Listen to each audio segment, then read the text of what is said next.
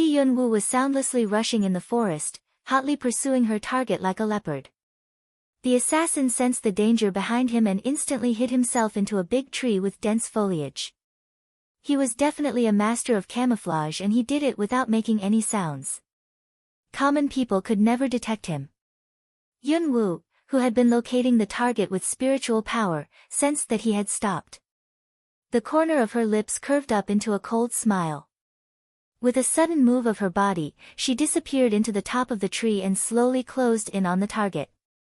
"Are you waiting for me?" As if uttered by a phantom, her voice was heard from behind him. Before that assassin could react, Yunwoo's blade slid through his neck with a whooshing sound. The cut was very deep. Eyes dilated, the assassin's body fell down soundlessly. After giving a cold glance at that assassin, Yunwoo enwrapped herself with wind element and instantly disappeared into the forest in another direction. A night breeze passed by. Somewhere in the dark forest. After a cold gleam of the sword, with dilated eyes, another assassin watched Yunwoo, who had just cut his neck, his eyes full of horror. When did she find my position? In the same way, like a ghost, Yunwoo had soundlessly closed in on the targets and killed them, each kill taking only one slash. 4 down. There was one left, that old man in black robe, who was in early stage of tier 9. Yunwoo smiled coldly. With a whooshing sound, her figure shot towards the periphery of the forest and instantly disappeared. On the periphery of the magic beasts forest. There were more low-level magic beasts as well as more humans here, which caused disturbance to her spiritual detection. Even with so much disturbance, she would still distinguish the old man's chi, which was unique to an assassin. It seemed that this old man in a black robe was not a fool. He knew he should flee to the periphery where there were more people. But his attempt to escape was doomed to failure. On the sight of that purple figure that flashed in front of him, the old man in a black robe was somewhat horrified, the hair on his back standing on end. How's this possible? He had never revealed his chi on his way. How came she still found his whereabouts? When his eyes met her purple ones, a surge of horror rose in him, and before he could yelp, his soul seemed to have been immobilized. A sharp sword was laterally swung at him and cut into his throat. At this moment, both his yell and his horror were blocked in his throat. The old man in a black robe widened his eyes, staring squarely at the two eerie purple eyes. Yunwoo curved the corner of her lips into a cruel smile, coquettish and icy. She whipped out the sword, blood splattering. Blood gushed out of the wound in his neck. His eyes full of horror, his body unconsciously fell backwards. Maybe, they shouldn't have underestimated their enemies from the very beginning. They should have rushed into the cave and killed her the moment the fight started. But it was too late. Yunwoo coldly glanced at the body on the ground, her eyes full of apathy.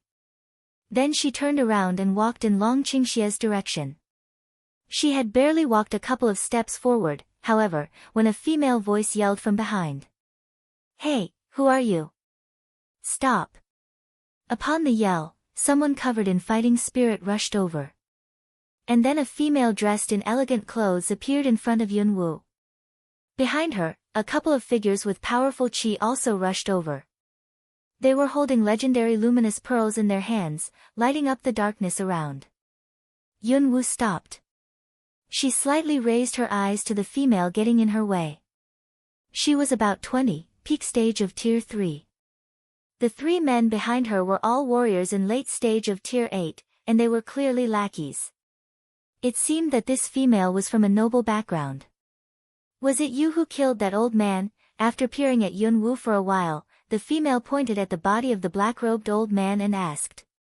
Yunwoo didn't answer but raised her eyebrows and glanced at her. Seeing that Yunwoo remained silent, that female couldn't help frowning. "Are you dumb? I'm asking you a question." Coldness glinted at the bottom of Yunwoo's eyes. Judging by her arrogant manner, the female must be a spoiled lady of some rich family. However, Yunwoo was not interested in playing with a lady like this. She indifferently turned around, planning to get past her and leave. Seeing this, the female was somewhat annoyed. With a sudden of her body, she blocked Yunwoo's path, you little girl, don't be so arrogant. Do you know who I am? Coldly looking at her, Yunwoo asked rhetorically in a flat manner, does your identity have anything to do with me? So you're not dumb. Then why didn't you answer my question just now?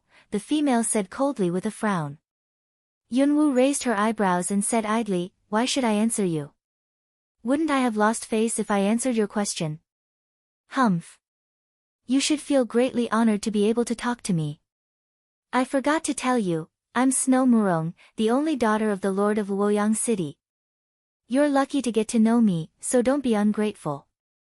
However, Yunwoo was totally uninterested in her words. She went past her and slowly walked away. Snow Murong was angry and she blocked Yunwoo's path again. Were you listening to me? This time, Yunwoo also went impatient. Stop testing my patience and get out of my way. You dare to talk to me like this? Do you believe that I can make sure you never make it out of this magic beast's forest? The female's face went cold, and a ferocious, icy look appeared in her eyes. As far as she could remember, nobody had ever dared talk to her like that. Originally, she had planned to go into the depths of Magic Beast's forest to collect some medicine. She happened to pass by this area and a heavy smell of blood caught her attention, so she walked here out of curiosity. When she saw the body of the old man dressed in assassin suit as well as Yunwoo who had just left, she became curious. Of course, she naturally didn't believe that Yunwoo was the one who had killed the old man. She was just a teenage girl. How could she kill an assassin? That was a joke. She just wanted to see what this teenage girl, who dared walk alone in Magic Beast's forest at night, looked like. Unexpectedly, this teenage girl not only ignored her but also didn't show any reverence or surprise or admiration, which rather irritated her. In Luoyang, she was an exceptionally talented genius and a lot of people tried to curry favor with her. Although currently she was in Magic Beast's forest, her reputation preceded her. I can't make it out of this Magic Beast's forest. Yunwoo had heard a lot of similar words. Yunwoo gave a cold glance at this willful lady, a feeling of contempt rising in her. She wanted to kill her. But at this moment, it was Long Qingxie that Yunwoo was thinking about. She didn't know how he was, so she scorned to waste time on this spoiled lady. But she gave her an advice before leaving. Lady, here's my advice for you, make some adjustments on your vain and arrogant attitudes. Otherwise, someday you might get yourself killed without knowing how. The instant her words broke off, she covered herself with wind element and with that her figure vanished into thin air like a gust of wind. Yes. In the eyes of the four people, she seemed to have vanished. Snow Murong blinked and then blinked again. It wasn't until quite a while later that she seemed to have realized what had just happened. Her face instantly changed a little, eyes sweeping around, as if she was trying to find Yunwoo's whereabouts. Did you see how she vanished? The three men were also shocked. No, my lady. She had disappeared at a horrifyingly fast speed and they had barely sensed anything. And they were in late stage of Tier 8. If even they had failed to see anything, how powerful was that girl? At this moment, the three men couldn't help feeling frightful. If she had decided to attack their lady just now, could they have stopped her? No. They definitely couldn't have. Because that speed alone could only be matched by that of a grand kung fu master. So that girl was a grand kung fu master. Was it possible? Instantly, the three men felt their backs break out in a fine film of cold sweat. In the dark. When Yunwoo returned to the outside of the cave. Eyes open, Long Qingxie had already woken up from his qi circulation, and his crimson eyes of bloodlust had returned to their normal black color. But his handsome face was still ghastly white, and those bloody wounds all over his body were appalling. How do you feel? Yunwoo walked up to him, asking. I'll live. You finished them. Long Qingxie said casually as he raised his eyes and watched Yunwoo walking over. He sounded as if the blood on his blood-stained white clothes was not his. I got the job done. Now let me dress your wounds. Yunwoo looked at him with a frown. Upon these words, she produced a couple of medicines out of the storage space along with those silver needles. But Yunwoo had just crouched down, planning to take off his torn blood-stained clothes, when a big hand grabbed one of hers. Yunwoo raised her eyes and looked at him, saying with a frown, "Stop that. Let go of me. Let me check your wounds first." But Long Qingxie curved his pale lips into a wickedly coquettish smile. "You care about me? Does this man really want to talk about this at this moment?" But this time, Yunwoo didn't contradict him. She wanted to draw her hand back, but the man wouldn't loosen his grip, as if he would never let go of her without hearing her answer. Yunwoo couldn't help sighing secretly. She raised her purple eyes and met his deep black ones. "I do. I care about you. Are you satisfied with this answer?" Long Qingxie's lips curved in a smile which looked wickedly coquettish. "I am. I'm very satisfied." "Then would you please let me go?" Yunwoo raised her eyebrows and looked at his big hand which was gripping one of hers. Hearing her words, Long Qingxie loosened his grip as if, reluctantly, but his black eyes were peering at her up and down with a fevered look in them. Under his unduly fevered gaze, Yunwoo felt uneasy, frowning. "Why are you staring at me like this? Tiny, you still haven't noticed that you've changed?" Long Qingxie raised his eyebrows and looked at her, smiling. She had changed. Changed how? Her strength changed. Nobody knew about this better than she did. However, at this time, Long Qingxie handed her a sharp, gleaming dagger, in the mirror-like blade of which she saw her features. Instantly, Yunwoo was stunned. She confusedly watched her reflection in the blade. Her exquisite features were flawless, especially her thick eyebrows and big eyes with purple pupils, as if she was a yokai. However, ignoring those purple pupils, wasn't this face exactly the same as the face she once had when she was young in modern society? How did this happen?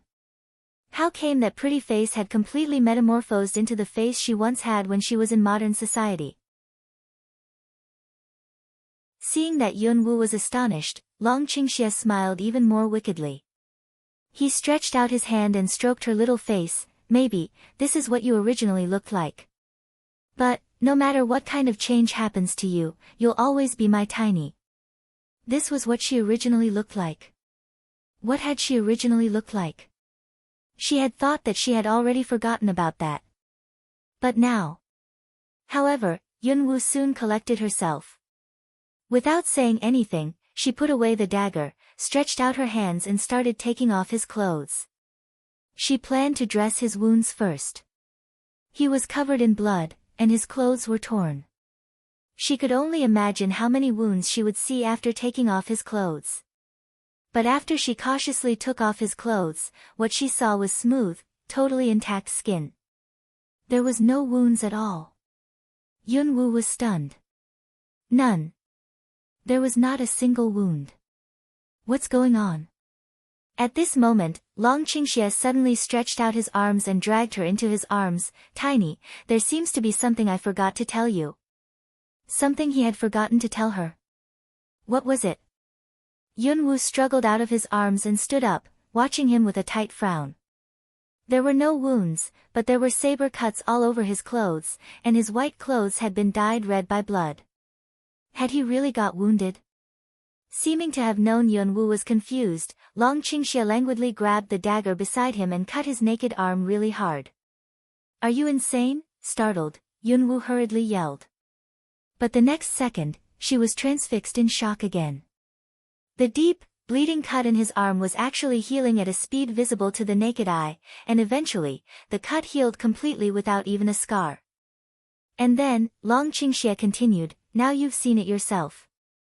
I have a rather special constitution. I was born with spontaneous healing power." Spontaneous healing power. Yunwoo dilated her eyes, in which a flicker of surprise flashed across. Is this man a yokai? My wounds healed, but I still lost too much blood and I'm feeble. I feel dizzy. Let me hug you.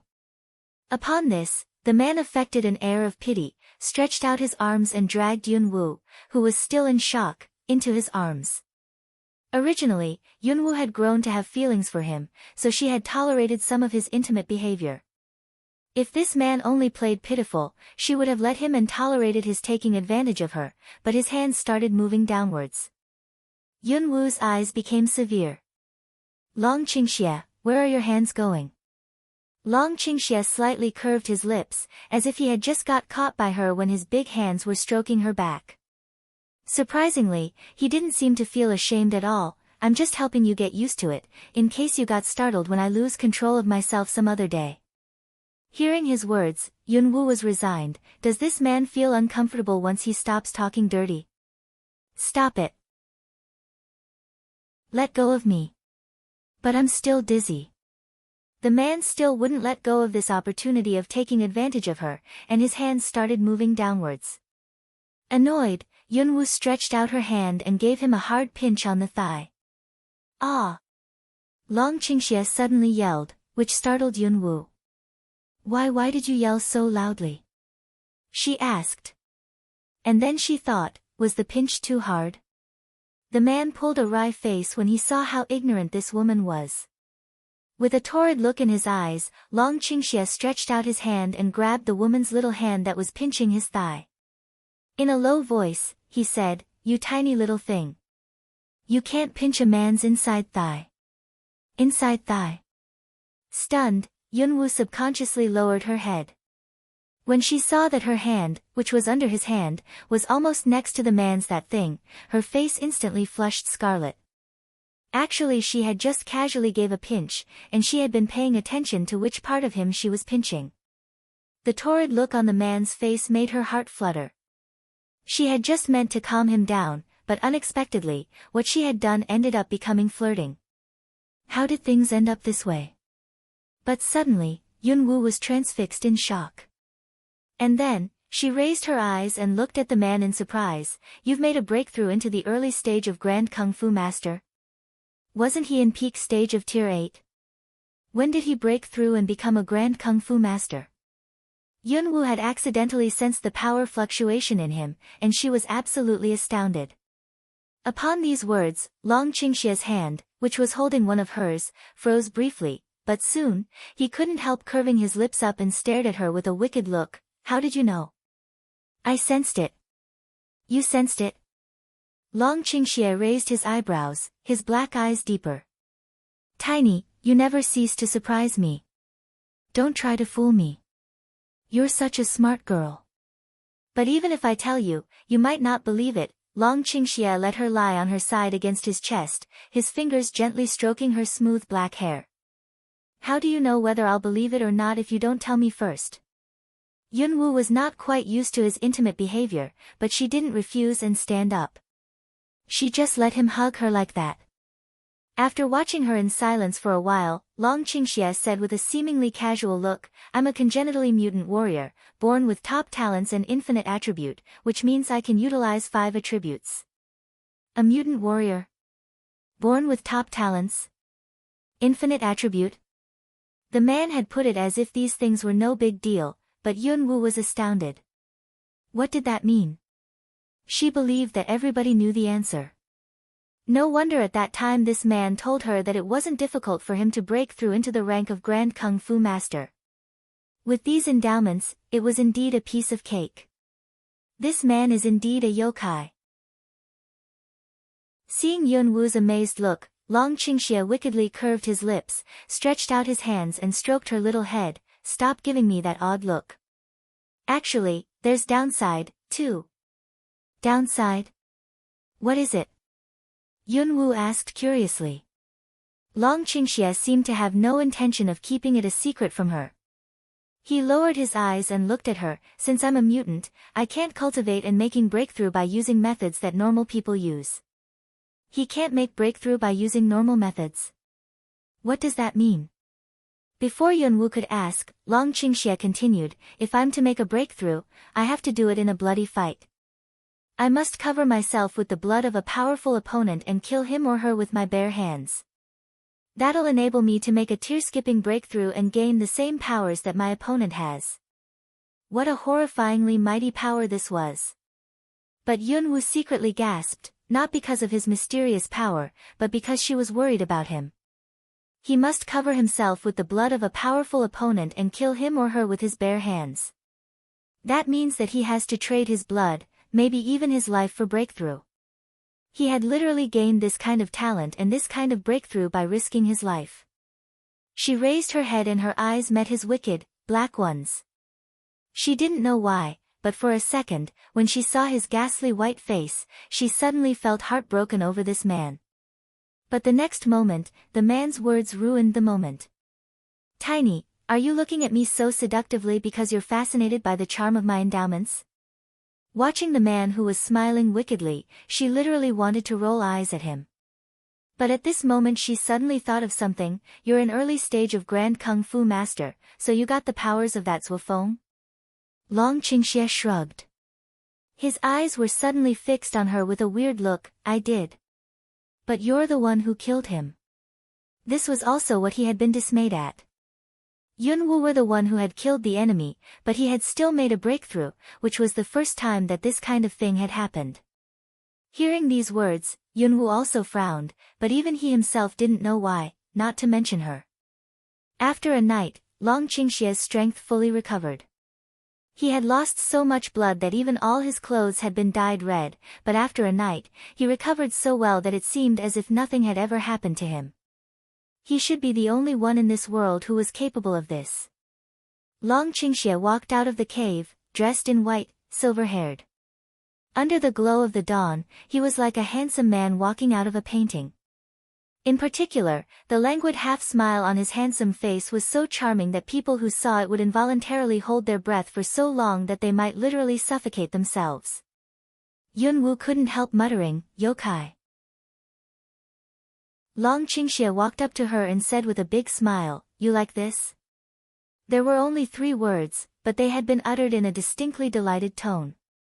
Yunwu slightly squinted her beautiful eyes. "This man has pretty quick ears." My voice was so low yet he still heard my words. Under his wicked gaze, Yunwu curved the corner of her lips. "You're too coquettish and you might give me a heart attack, so I can't like you." Long Qingxie was stunned. His deep, black eyes met with Yunwu's purple ones. Suddenly, he felt that his heart started beating much faster than usual. This woman is better at seducing people than my soul control technique. A wicked smile curled the corner of his lips. "You really can't stand it? Let me see."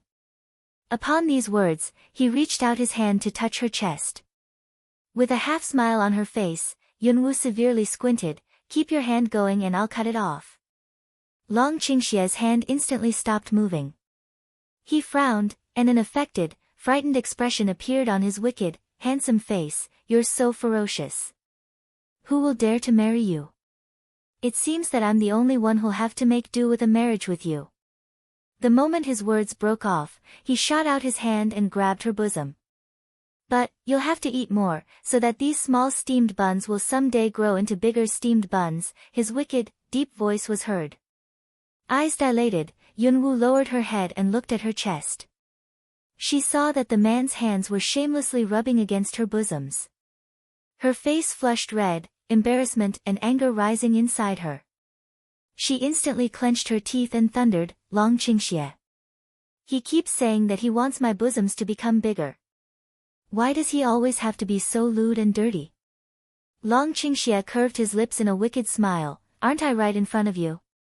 You really didn't have to yell that loud. People might think that you like me very much." Yunwu's eyes were blazing with anger. She twitched her hand and a wicked-looking giant knife appeared. "Do you believe that I can literally cut off your claws?" "I do. But I can't let you do that, because I'll need them to enjoy big steam buns in the future." Long Qingxie smiled evilly and seductively, as if he was having a good time watching the furious look on her face. "Then enjoy this giant knife first." Clenching her teeth, Yunwu actually swung the giant knife at him. But Long Qingxie gave a mysterious smile, and then his figure suddenly moved forward. "Bo!" Yunwu felt something flashed past her eyes. He gave her a kiss, his soft thin lips quickly touching her red ones. When she blinked again, Long Qingxia's figure had turned into a white blur and shot far away. Tiny, don't get lost. Catch up with me, the man raised his voice and yelled, clearly in a delighted mood. Yunwu stood transfixed for a couple of seconds. After she collected herself, she discovered that her heart was fluttering. This goddamn yokai. Glaring at the man in the distance, Yunwu clenched her teeth, but then she started pursuing him without hesitation. In the depths of the magic beasts forest. As they approached this area, they found that all the magic beasts here seemed to have disappeared. Even if occasionally one or two showed up, they seemed pretty listless. It was weirdly quiet. This was the depths of the forest, and there should be a lot of lively magic beasts running around here. But surprisingly, they hadn't met a single magic beast for a day and a night, and neither had there been any so-called crises. Things were going unusually smoothly. However, when Yunwu found another withered vigor grasses, she frowned tightly. Another withered one. What happened here? We've searched high and low in this area, but all we've found are scorched ones. Since they entered the depths of this forest, they had been searching for a day and a night only to find that all vigor grasses here had withered. It seemed as if something had sucked them dry. All those vigor grasses were among thick weeds, yet they were the only ones that had withered, which was the strangest thing. Long Qingxia glanced around, puzzled. Let's keep moving. Yunwu nodded. They immediately started walking towards the mountain in the middle of the forest. However, they had just walked a little further when the sounds of fighting were heard. Roar, and there were also roars of ferocious beasts. There seems to be something worth watching. Should we go and check it out? Or should we take a detour?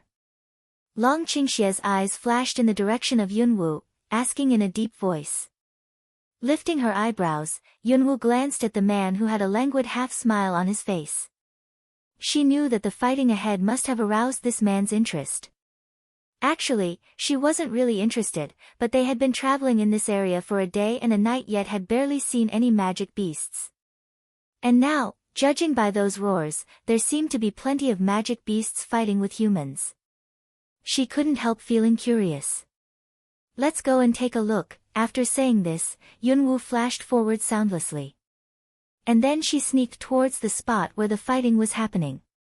She was so light on her feet that she moved like a breeze, leaving no trace. Long Qingxia curved the corner of his lips in a smile tinged with wickedness, mumbling, "You look uninterested, but you move even quicker than I." After saying this, with a sudden move of his body, he shot forward like a flash of white light in the direction of the woman. Attack from the left side and breach their defense, whatever the cost. A female voice was heard among the noises of fighting. Judging from the voice, the female was Snow Murong whom Yunwu had met on the periphery of Magic Beast's forest. Hearing her yell, 3 men immediately launched an attack on the targets on their right side. But clearly, the 3 men were not powerful enough to break through the encirclement of over 10 Tier 5 magic beasts. But apart from Snow Murong and her men, there were another group of people who were also besieging those magic beasts. They were 12 Tier 6 guards under the command of a young man. Dressed in a gray robe, that man was about 23 or 24 years old. He had a well-featured face and looked rather elegant. Like Snow Murong, he was standing by. Those 12 guards of his had been trying to break through those magic beasts and reach the center, but all their efforts so far had been in vain. "Oh Yanku, I didn't expect that you would also come here. But I'm telling you, this vigor grass is mine. I'll do anything to get it." Snow Murong glanced at that gray-robed man, a cold, sneering look on her face. Located in 2 neighboring cities, the Ouyang family and the Murong family were mortal enemies. Hearing her words, Ouyang gave a faint smile. "Lady Murong's breath is just as bad as usual. I can smell it from so far away." The sarcasm in his voice was neither too heavy nor too light, but Snow Murong's face instantly turned livid with rage. "You!" All of a sudden. Roar, continuous roars of magic beasts interrupted her. Besieged by so many humans, those magic beasts went furious and they instantly became more ferocious. Soon, scent of blood pervaded the forest. Originally, Snow Murong and Ouyang had been standing at the side, but seeing this, they could no longer stand by. They whipped out their swords and joined the fight. It was a scrimmage. Yunwu was hiding in a big tree. Seeing the fight, she instantly got excited. Two groups of people were having an intense fight with a flock of Tier 5 magic beasts, and what they were fighting for was a plant growing on a rock surrounded by those magic beasts. That green grass was nothing else but the vigor grass that Yunwu had been seeking for a day and a night. How could Yunwu not feel excited on the sight of a live vigor grass? But when she saw that Snow Murong, she slightly lifted her eyebrows. It turned out that Snow Murong was also here for vigor grasses. However, since this vigor grass had been seen by her, then it would naturally belong to her, Feng Wu. Tiny, I can see that your eyes brightened. Any chance you want to join the scrimmage? Long Qingxia lifted his eyebrows and looked the woman beside him, smiling. Hearing this, Yunwu raised her eyebrows and glanced at him. You think I have nothing else to do? Join the scrimmage? She wasn't interested at all. The only thing she was interested in was that vigor grass in the middle. A wicked smile appeared on Long Qingxia's face, the tips of his long fingers idly stroking her black hair falling on her shoulders. It seems that you little thing want to take the grass after they finish the fight. Yunwu slowly curved up the corner of her lips. If you want to join the fight and have some fun, I won't stop you. Long Qingxia smiled wickedly. What a sinister woman. Curving her lips, Yunwu looked at him with a half smile on her face. If I'm sinister, then you're sly, dark and venomous. Which is why we'll make a perfect couple. Long Qingxia's voice was enchanting, deep and very pleasant. Yunwu rolled her eyes at him but didn't contradict. She turned her head aside to continue watching the scrimmage. The acquiescence of the woman made Long Qingxia's deep, black eyes somewhat deeper, and the smile on his handsome face was unusually coquettish, which indicated that he was in a pretty good mood. However, there were always unexpected twists and turns when things were coming to an end. The scrimmage didn't last long. When the teams of both Snow Murong and Ouyang were about to lose, two people with potent qi rapidly approached them from outside the forest. As soon as the two figures arrived, they exerted their Tier 9 fighting spirit and swung their sabers at the flock of magic beasts. Thud! A saber slash hit the targets. Several magic beasts were wounded, letting out roars of pain. Then the two figures leaped down onto the ground. Snow Murong's arm had been scratched by a magic beast and the wound was bleeding. On the sight of the person who had just landed, she yelled delightedly, "Second uncle." That was a middle-aged man about 40 years old, dressed in dark purple brocade robe. The look on his face was somewhat cold. It seemed that he was a serious man. Seeing the wounded arm of Snow Murong, he reprimanded with a frown, "Who allowed you to come to the depths of this forest? This is unbelievable." Hearing her second uncle's reprimand, Snow Murong curled her lips with an aggrieved look. "Second uncle, I did this because I'm worried about grandfather." Under Sky Murong's cold gaze, Snow Murong was rather afraid, but as if trying to justify her deeds, she hurriedly said, "Second uncle, don't be mad. I've already found a vigor grass. It's right there." Looking in the direction that Snow Murong was pointing in, Sky Murong saw that vigor grass growing on a rock surrounded by magic beasts. But at the same time, there was also a middle-aged man standing by Ouyang's side. Dressed in a dark gray brocade robe, that man looked quite gentle, as if he was just a weak intellectual. "It's been a long time, Brother Murong. How are you?" Sky Murong gave a cold glance at him and said in a grim tone, "Ouyang Qing, stop acting like a bookish nerd. This vigor grass belongs to Murong family. Father needs this vigor grass to treat his strange illness. I must get it, whatever the cost." Hearing this, Ouyang Qing smiled gently. "Ouyang family happens to need this vigor grass as well. I'm afraid it won't be easy for Murong family to get it." Sky Murong squinted and an aggressive look flashed across his black eyes. However, the next second, he abruptly flashed towards that vigor grass on the rock in the middle, planning to make the first move. So despicable. With a grim smile, Ouyang Qing flashed squarely towards him just as quick. In the blink of an eye, two figures tangled with each other amid the flock of magic beasts. At the same time, other people on different sides also started fighting. In the big tree, Yunwu and Long Qingxie were hiding behind dense foliage. Their chi was light and steady, and both of the two Tier 9 warriors hadn't detected them. The fight is pretty intense. Watching the scrimmage down below, Long Qingxie amusingly curved his lips in a smile and turned his head aside. Tiny, it seems to have become more difficult for you to take advantage of their fight. Yunwu raised her eyebrows but said nothing. That was true. Although the two Tier 9 Kung Fu experts were evenly matched, judging by their previous conversation, it was nearly impossible for her to wait for them to end up both seriously injured. But even if the two wouldn't end up both seriously wounded, she would only have to go through just a little more trouble. Besides, she had this extremely powerful man on her side. But at this moment, Yunwu suddenly felt a warm breath passed by her sensitive earlobe. Before she could react, the man put his arm around her waist. Long Qingxie's deep voice was tinged with wickedness. Give me a kiss and I'll join the fight. And then you can just go take the grass.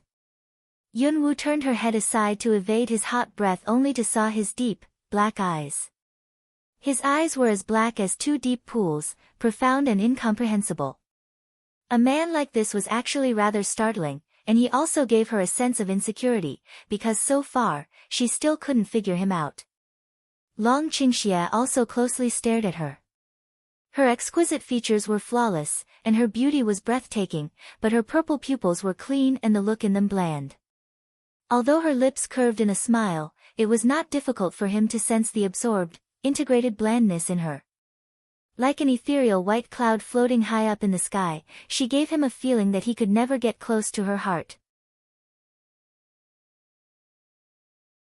If he was to hold on to a woman like her, he had to capture her heart first. But before that, he had to find a way to break the apathy in her. At this moment, he tightened his arm around Yunwu's waist and raised her chin with the other hand. Lowering his head, he pressed his sexy, thin lips towards Yunwu's red ones. However, when their lips were about to meet, Yunwu reached out her hand and blocked the path of his lips. You haven't finished the job yet. Wouldn't I be taken advantage of if I let you claim the reward in advance? Looking at him with a smile, Yunwu said in a low voice. You'll be mine in the future anyway, so this doesn't count as taking advantage of you. A small part of the reward in advance will be a great motivation for me, Long Qingxie said in a constricted and serious voice, yet the corner of his lips curved into a meaningful smile. Yunwu raised her eyebrows with a half-smile on her face. Are you saying that you won't take this task seriously if I don't give you part of the reward in advance? Long Qingxie moved close to her and answered in a wicked, deep voice, of course. I'm a profiteering merchant. At this moment, a yell of anger was heard. The two people, who were fighting at close quarters, were evenly matched, so it was natural that they started playing dirty tricks. There was a bloody cut on Sky Murong's arm, and he was extremely angry. Ouyang Qing, you literally stooped to shooting hidden weapons from behind. Don't you feel ashamed? You're no better than me. Compared with you, Sky Murong, I'm a far less despicable man. There was also a bloody cut on Ouyang Qing's shoulder. Humph. Then today let's settle the scores between us, both new and old ones. I can't wait. In the twinkling of an eye, the two figures shot at each other and started fighting again. The sounds of the fierce fighting ignited an intense aura of killing, and violent undulations of Tier 9 warriors' power rippled outwards. The chi was so potent that even those magic beasts around were pushed backwards by the after effects. Yunwu was still hiding in the tree, and suddenly her heart seemed to have left her chest to pound in her throat. Because she noticed that the vigor grass on the rock was about to be broken by the power undulations. Once picked or broken, vigor grasses would soon lose its medicinal effects and wither, so vigor grasses must be used on sight. When the two sides were in a chaotic fight, a slim, purple figure with black hair and divine beauty leaped downward straight onto that rock. However, she didn't even glance at those fighting around her. Instead, she crouched down and started cautiously digging that vigor grass along with the rock. Seeing what she was doing, everybody around her instantly stopped fighting. You. It's you. Snow Murong abruptly frowned on the sight of Yunwoo. She's that mysterious teenage girl that I met on the periphery that night. Snow, you know her. Sky Murong glanced in the direction of Yunwoo with a frown, startled secretly. When did this teenage girl come? Did she just arrive or has she been hiding nearby for a long time? He thought. Surprisingly, he hadn't noticed her existence at all. Ouyang Qing also slightly squinted, peering at her secretly. Even he hadn't sensed her qi. Who was she exactly? But when Ouyang Ku saw Yunwoo's beauty, a flicker of astonishment flashed across the bottom of his eyes. I don't know her. I just met her on the periphery the other day when I passed by, Snow Murong replied to Sky Murong, but her eyes were fixed on Yunwoo all along. Did she use some kind of smokescreen that night? Otherwise, how come she disappeared at a speed that quick? She's just a teenage girl 15 or 16 years old. Yunwoo was not really interested in their peering and speculations. She cautiously extracted that vigor grass with a dagger.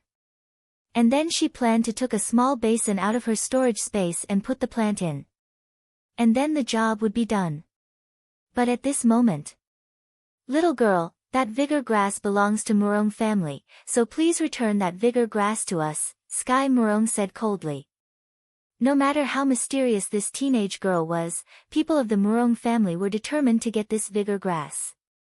There's no Murong family's name on this vigor grass, and yet you said that it's yours. Aren't you bullying this girl? Surprisingly, it was Ouyang Ku who spoke. The moment his words broke off, he nodded at Yunwoo in a polite and elegant manner, as if he was greeting her. Seeing his behavior, Snow Murong snorted coldly. But an aggressive look suddenly appeared in Sky Murong's eyes and he coldly glanced in the direction of Ouyang Ku. You junior, you're in no place to speak. Even so, you're in no place to lecture him. A grim smile appeared on Ouyang Qing's mild face. Sky Murong's face darkened. Ouyang Qing turned to Yunwoo and said mildly, little girl, that vigor grass is really very important to me. I need it to save someone's life. Would you please sacrifice it to me? I'm Ouyang Qing from the Ouyang family in Water City. As long as you give that vigor grass to me, I'll owe you a favor. What do you say? He was refined, elegant and polite. Compared with Sky Murong's words, Ouyang Qing's remarks were much more pleasant. But this Ouyang Qing was obviously a two-faced person, and beneath his mild and refined exterior, he was very dangerous. Sky Murong was no better than him. A righteous man as seemed, judging by his previous behavior, he was probably a sly and devious man. Yunwoo curved up the corner of her lips. Gave it to him. Was that even possible?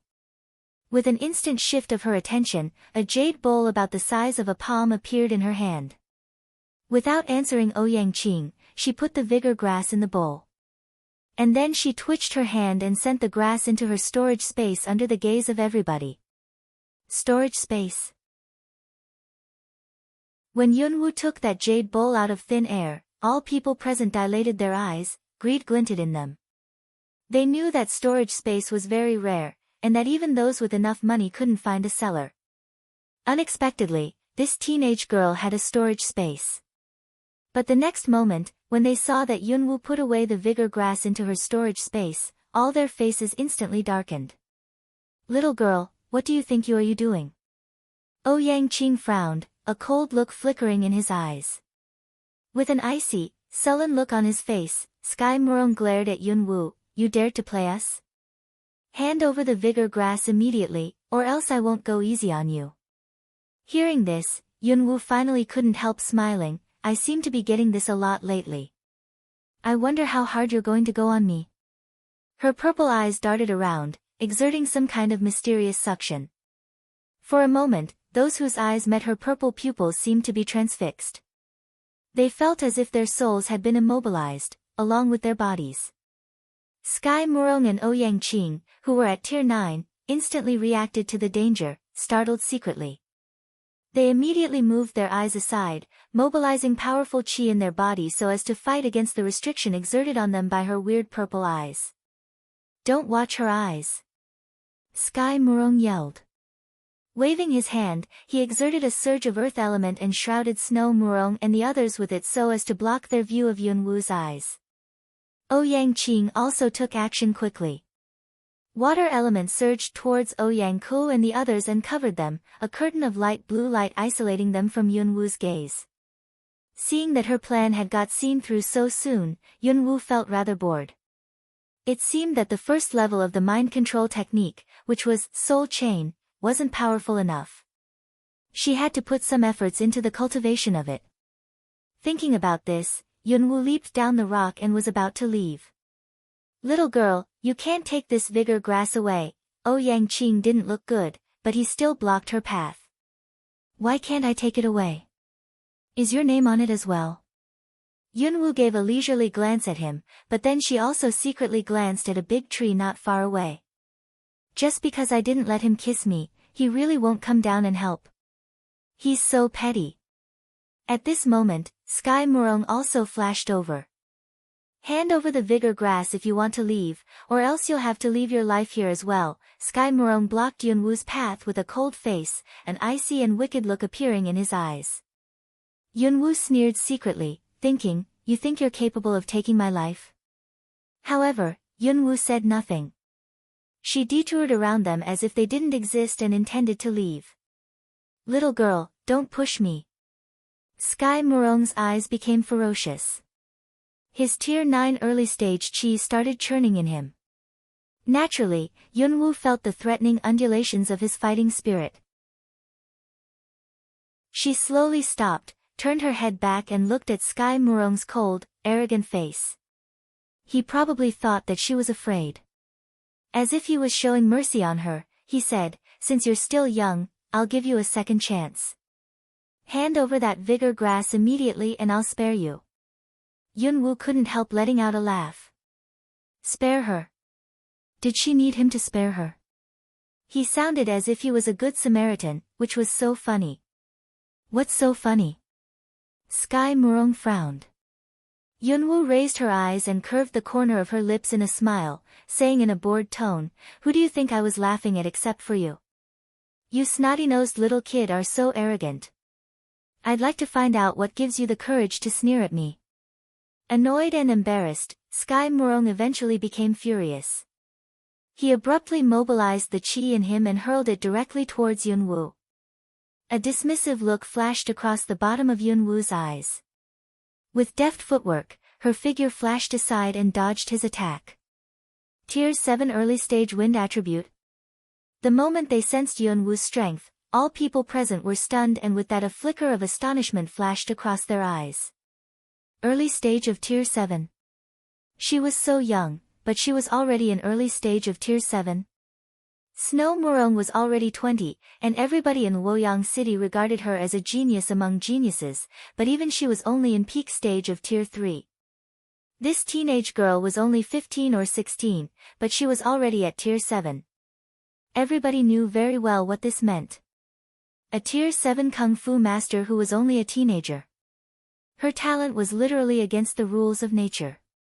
Snow Murong frowned, jealousy and anger welling up inside her. She always believed that the reason why Yunwu suddenly disappeared that night was because she used some kind of smokescreen. She hadn't expected that Yunwu was a Tier 7 Kung Fu expert. Where did that leave her, a genius among geniuses? No, she has to disappear. She has to be wiped off the face of this world. Second uncle, she's so arrogant. Kill her. So that we can get not only the vigor grass but also the storage space, killing two birds with one stone, Snow Murong said to Sky Murong in a deep voice, a sinister and venomous look appearing in her eyes. Hearing her words, Sky Murong was somewhat hesitant. But soon he thought of his previous attitude as well as hers, realizing that it was impossible to co-opt her. A genius with extraordinary talents like her will definitely make remarkable achievements in the future. And what happened today might be a reason for her taking revenge on me someday. I must kill her. Sky Murong's face abruptly became murderous, killing aura surging out of him. No wonder you snotty kid are so arrogant. It turns out that you're an early stage of Tier 7. Today, I'd like to find out what you can do with your pathetic Tier 7 early stage strength. Yunwoo squinted her cold eyes, watching Sky Murong, who had suddenly become murderous. She had a vague idea of what he might be thinking about. If he was unable to have an extraordinary genius, like her, whom he had already offended, to work for him, then he must kill her, lest she became powerful enough one day and come back to retaliate against him. However, what they hadn't expected was that if she wanted to retaliate, she didn't have to wait any longer, that she could kill them right now. The instant his words broke off, Sky Murong's figure vanished into thin air. The look in Yunwoo's eyes became cold. Her spiritual power instantly surged out of her body, spread in all directions and pervaded the whole place. This guy really has some dirty tricks. I'm only an early stage of Tier 7, but he still wants to attack me from behind instead of attacking frontally. He's indeed a sinister and despicable guy. Whoosh! With a flash of cold light and the sound of splitting air, a sword was thrust at Yunwoo's back. People around saw that a sword suddenly shot out of thin air and sank into Yunwoo's body like greased lightning. Ouyang Qing slightly frowned. He somewhat disdained Sky Murong's despicable deeds, but he had never had any intentions to stop him. Surprisingly, Ouyang Ku's face instantly darkened on the sight of Sky Murong's sneak attack. He had meant to rush forward, "Don't hurt her." But Ouyang Qing stopped him. However, the next second, everybody was astonished. How was it possible? Sky Murong still maintained his position of that sneak attack, but Yunwoo's figure, which had just been stabbed by that sword, twisted and with that it disappeared. A blur. Yes, that was only a blur left by Yunwoo. The moment Yunwoo's blur disappeared, Snow Murong's face instantly changed. This is exactly what happened that night. Sky Murong was an early stage of Tier 6, and she was only an early stage of Tier 7. Even if she was wind attributed, there was no way that she could dodge a sneak attack launched by a Tier 9 Kung Fu master, but she had not only managed to evade it but also disappeared into thin air. Her speed is unbelievably fast. Who is she exactly? Sky Murong was also somewhat astounded. He had spared no strength just now, intending to kill her as soon as possible, but watching the position where that vanished blur used to be, he was transfixed with disbelief. Those who want to take my life will lose their own lives first. A cold voice suddenly passed by Sky Murong's ears like a phantom. Sky Murong's figure subconsciously flashed forward, swinging his sword at the source of that voice. When Sky Murong's sword was swung downwards, Yunwoo's figure, which had just flashed out, turned into twisted blur again. The speed was very fast. The concentration of wind element in the air was countless times higher than usual. Ouyang Qing, who had been standing on the other side spectating the fight, was somewhat horrified. A Tier 7 early stage warrior could never move at that speed. But soon Sky Murong grasped the pattern of Yunwoo's movements. Having been played by her for so long, he went furious. Tier 9 fighting spirit surged out, and in the blink of an eye, he abruptly slashed at the position where Yunwoo flashed out. Yunwoo's lips curved up and she drew a sword instantly. With a surge of potent, scorching fire element in her body, the sword was covered by fire and she shot forward head-on. Clang! A piercing sound of swords clashing together was heard. Shit! Sky Murong's face slightly changed, feeling a burning heat coming at him from Yunwoo's sword, which caused his hands to start spitting. That was some kind of weird power that seemed like fire elemental power but wasn't. However, he had confirmed one thing: she was actually double attributed. Seeing this scene, those who had been watching at the side also widened their eyes and they could no longer conceal their astonishment. Double attributed? She is actually double attributed? Buzz! At this time, the two swords which had been pressed against each other suddenly separated, and that intangible power as well as the mysterious scorching heat violently spread outwards in all directions. Ouyang Qing quickly grabbed Ouyang Ku and backed off to dodge the shock waves and the heat. Snow Murong, who was under the protection of 3 men in front of her, couldn't help feeling terrified. What kind of power is this? Is that teenage girl really just a human? You're double attributed. Who the hell are you? There was a sepulchral look in Sky Murong's eyes, and his hands were in burning pain. Yunwoo curved her lips in a half-smile. Do you think it's necessary for me to explain it to you? However, she had indeed become somewhat impatient with these people. She felt that it was very boring to stop the fight halfway to talk nonsense. Yunwoo detoured around them and intended to leave. You want to leave just like this? Sky Murong yelled coldly, his eyes blazing with anger. Should she stay and waste more time?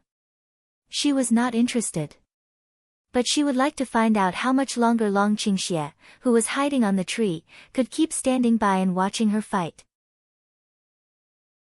Seeing that Yunwoo ignored him, Sky Murong was annoyed, embarrassed and eventually got furious. He thundered, "What are you standing there for? Kill her!" The 3 Tier 8 warriors, who had been protecting Snow Murong, was stunned at first, but soon they mobilized their fighting spirit, whipped out their swords and launched attack on Yunwoo. Yunwoo didn't try to dodge. But at this moment, before the 3 Tier 8 warriors could get close to their target, a pleasant, magnetic and slow voice tinged with wickedness came to their ears. "You dare to mess with my woman. I think you must have overfed yourselves." A figure in white clothes leaped down onto the ground in a supernatural manner, his silver hair fluttering.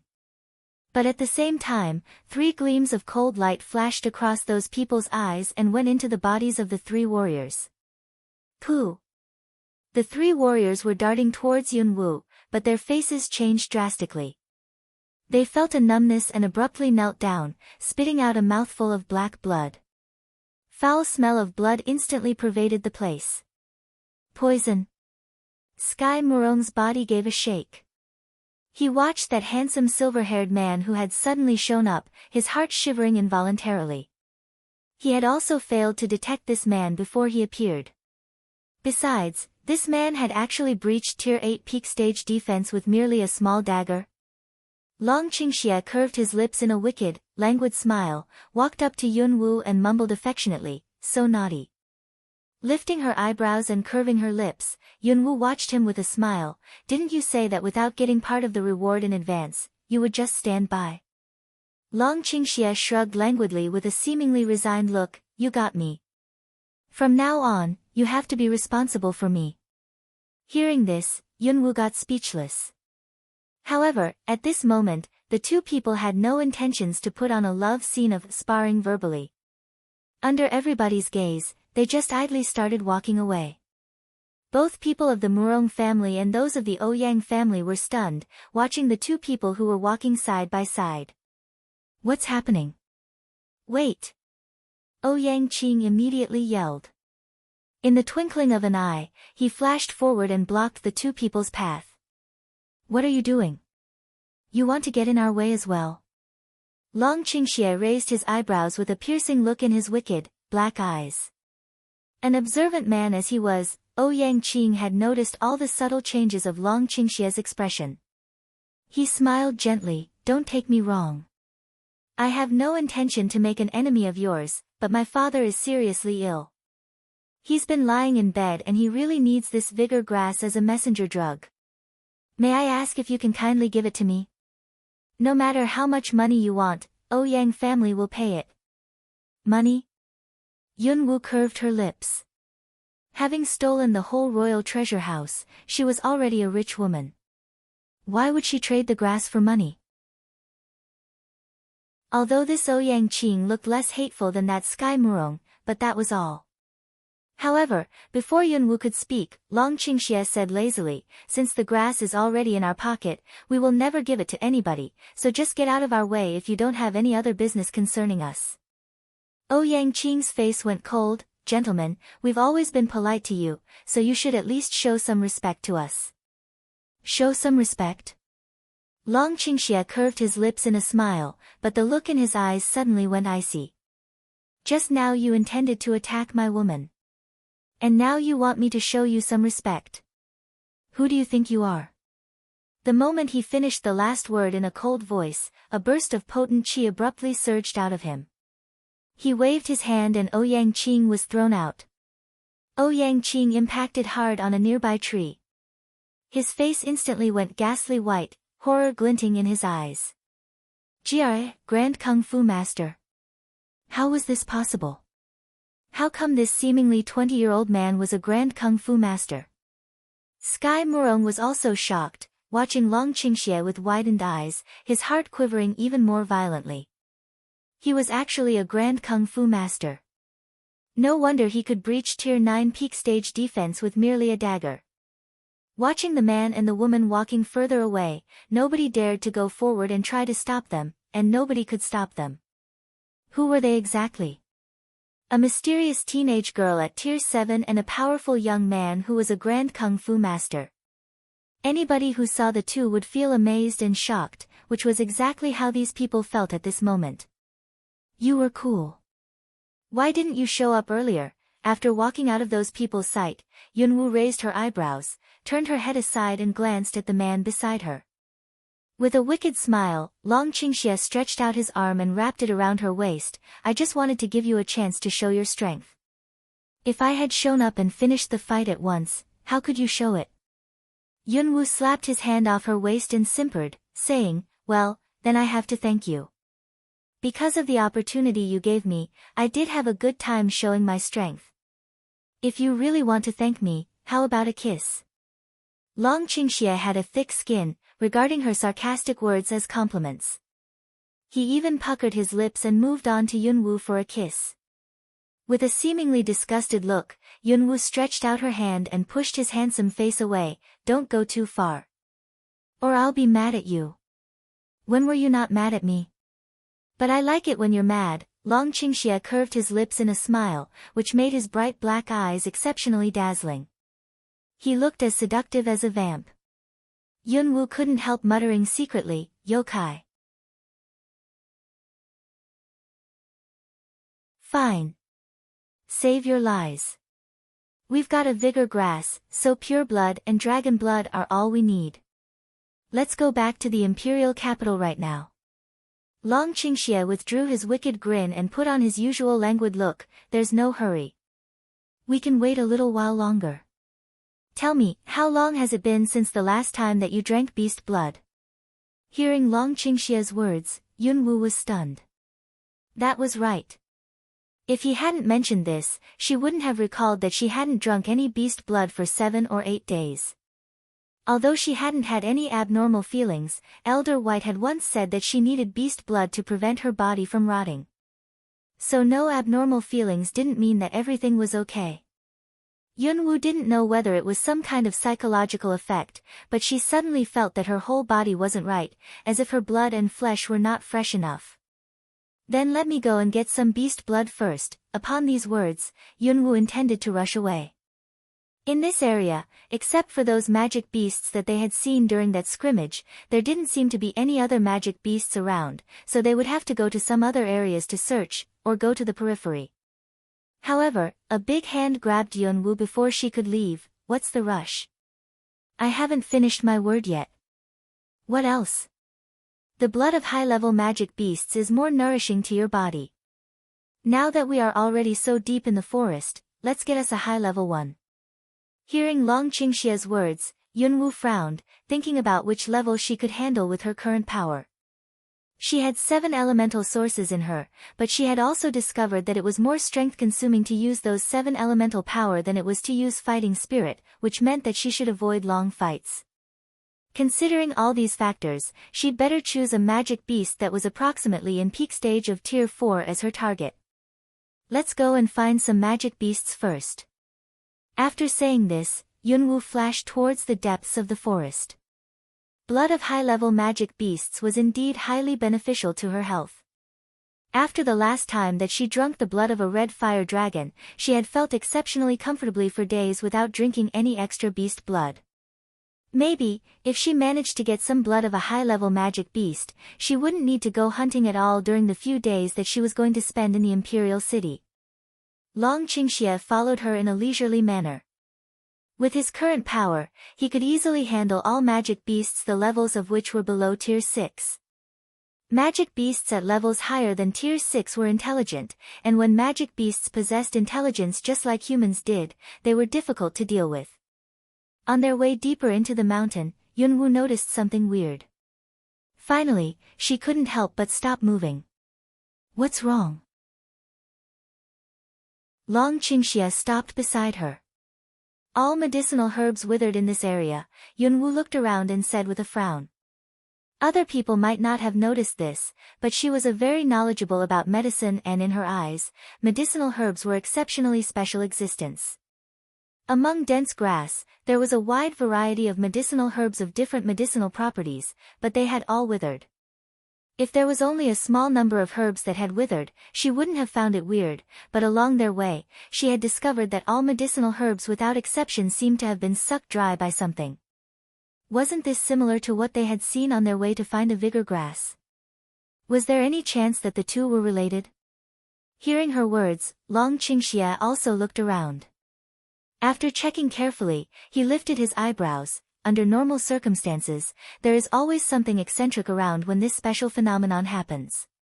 After saying this, Long Qingxia curved his lips in a smile and looked at Yunwu. Do you want to go and find out what it is?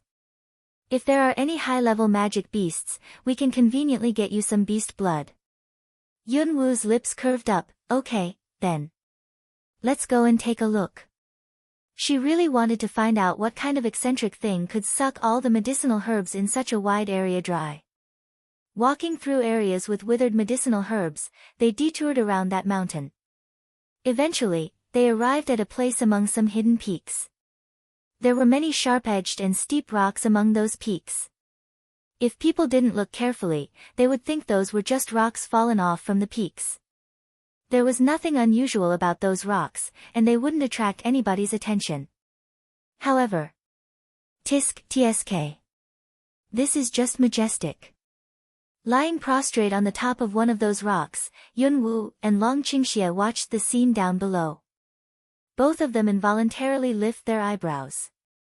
There was a valley surrounded by those peaks, and in the middle of the valley, there was a lake about the size of a pool around which there were exuberant green grass. And at the feet of those peaks, there were all kinds of precious spiritual herbs. There were blood lotus, white ganoderma, holy gragon grass. The whole valley was full of these herbs, both the variety and the number of which were incredible. Different medicinal herbs grew in different fields. Judging by the orderliness and the pattern, these herbs weren't natural. Someone had planted them here. But what kind of people would come to the middle of the magic beast's forest to grow these spiritual herbs? What kind of relation was there between those withered medicinal herbs outside and this valley full of spiritual herbs? Tiny, look at that. Suddenly, the man's magnetic, deep voice came to her ears. Looking in the direction that Long Qingxia was looking, Yunwu saw what he was seeing. In the middle of the lake, there was a small weedy platform. Among those weeds, there was a two-leaved plant with a flame-like fruit. It took a flame fruit plant 500 years to blossom and another 500 years to fruit. Flame fruits were sacred fruits of fire attribute and were highly toxic, but they also had the best medicinal properties as well as special power of primal fire. If someone managed to absorb the power, his or her fire attribute would become several times stronger. And the root of a flame fruit plant possessed the efficacy of dissolving decayed bone tissue and revitalizing flesh. A piece of information passed across her mind. Yunwu lifted her eyebrows. No wonder all those medicinal herbs were sucked dry. It turns out that this 1,000-year-old flame fruit is reaching maturity. 1,000-year-old flame fruit? Hearing her words, Long Qingxia raised his eyebrows, his black eyes staring at her. Tiny, I didn't expect that you know about so many things. He knew that was a flame fruit only because he had once read about it in an ancient book.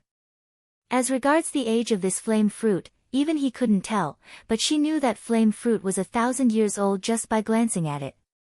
The little woman just never ceased to surprise him. Sometimes he even had a sudden urge to crack open her little head to see what was inside. You know a lot of things as well, don't you? Yunwu turned her head aside and glimpsed at him.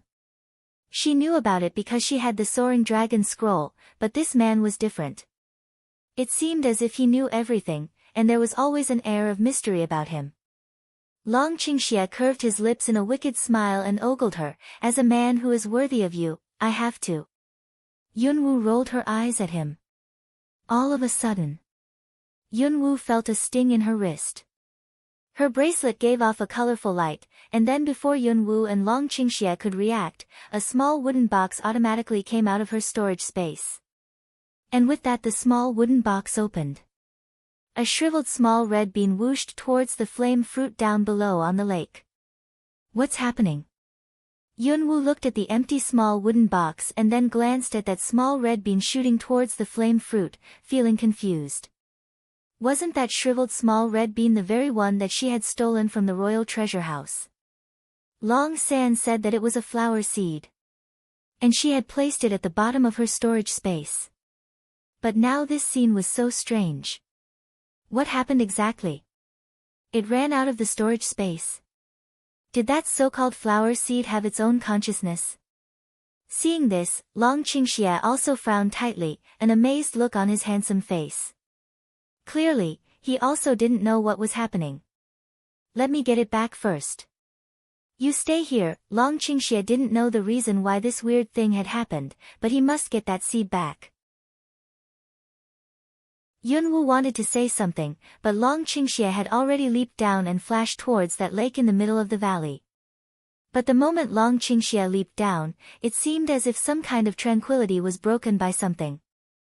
A weird sense of crisis rose in Yunwu. Click. What was that sound? Yunwu's eyes swept around vigilantly, but except for spiritual herbs and grass, she didn't see any magic beasts. And then Elder White's voice was heard in her mind. Yunwu's purple pupils abruptly contracted and she immediately leaped off the rock. Long Qingxie. Don't touch those grass. While flying downwards rapidly, Yunwu yelled urgently. But it was too late. The tips of Long Qingxie's shoes had touched the green grass. In the blink of an eye, the green grass abruptly wrapped themselves around Long Qingxie's feet and started climbing upwards, as if they had just been activated by something. Meanwhile, they revealed their hideous hook-like fangs beneath the leaves and snapped at Long Qingxie's feet. Long Qingxie was stunned and soon reacted. Warrior defensive power shielded him in, fire elemental power surging in him. Yunwu also started throwing flames towards those grass around him. Give me your hand. Long Qingxie didn't hesitate.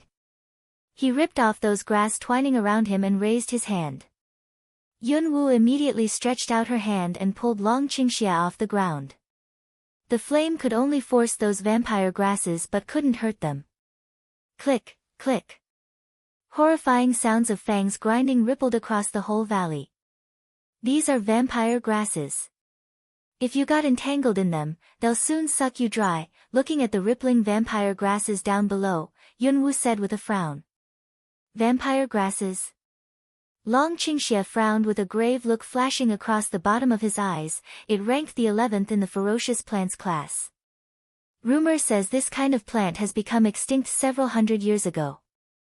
It turns out that they not only didn't become extinct but also were planted by someone to protect these spiritual herbs.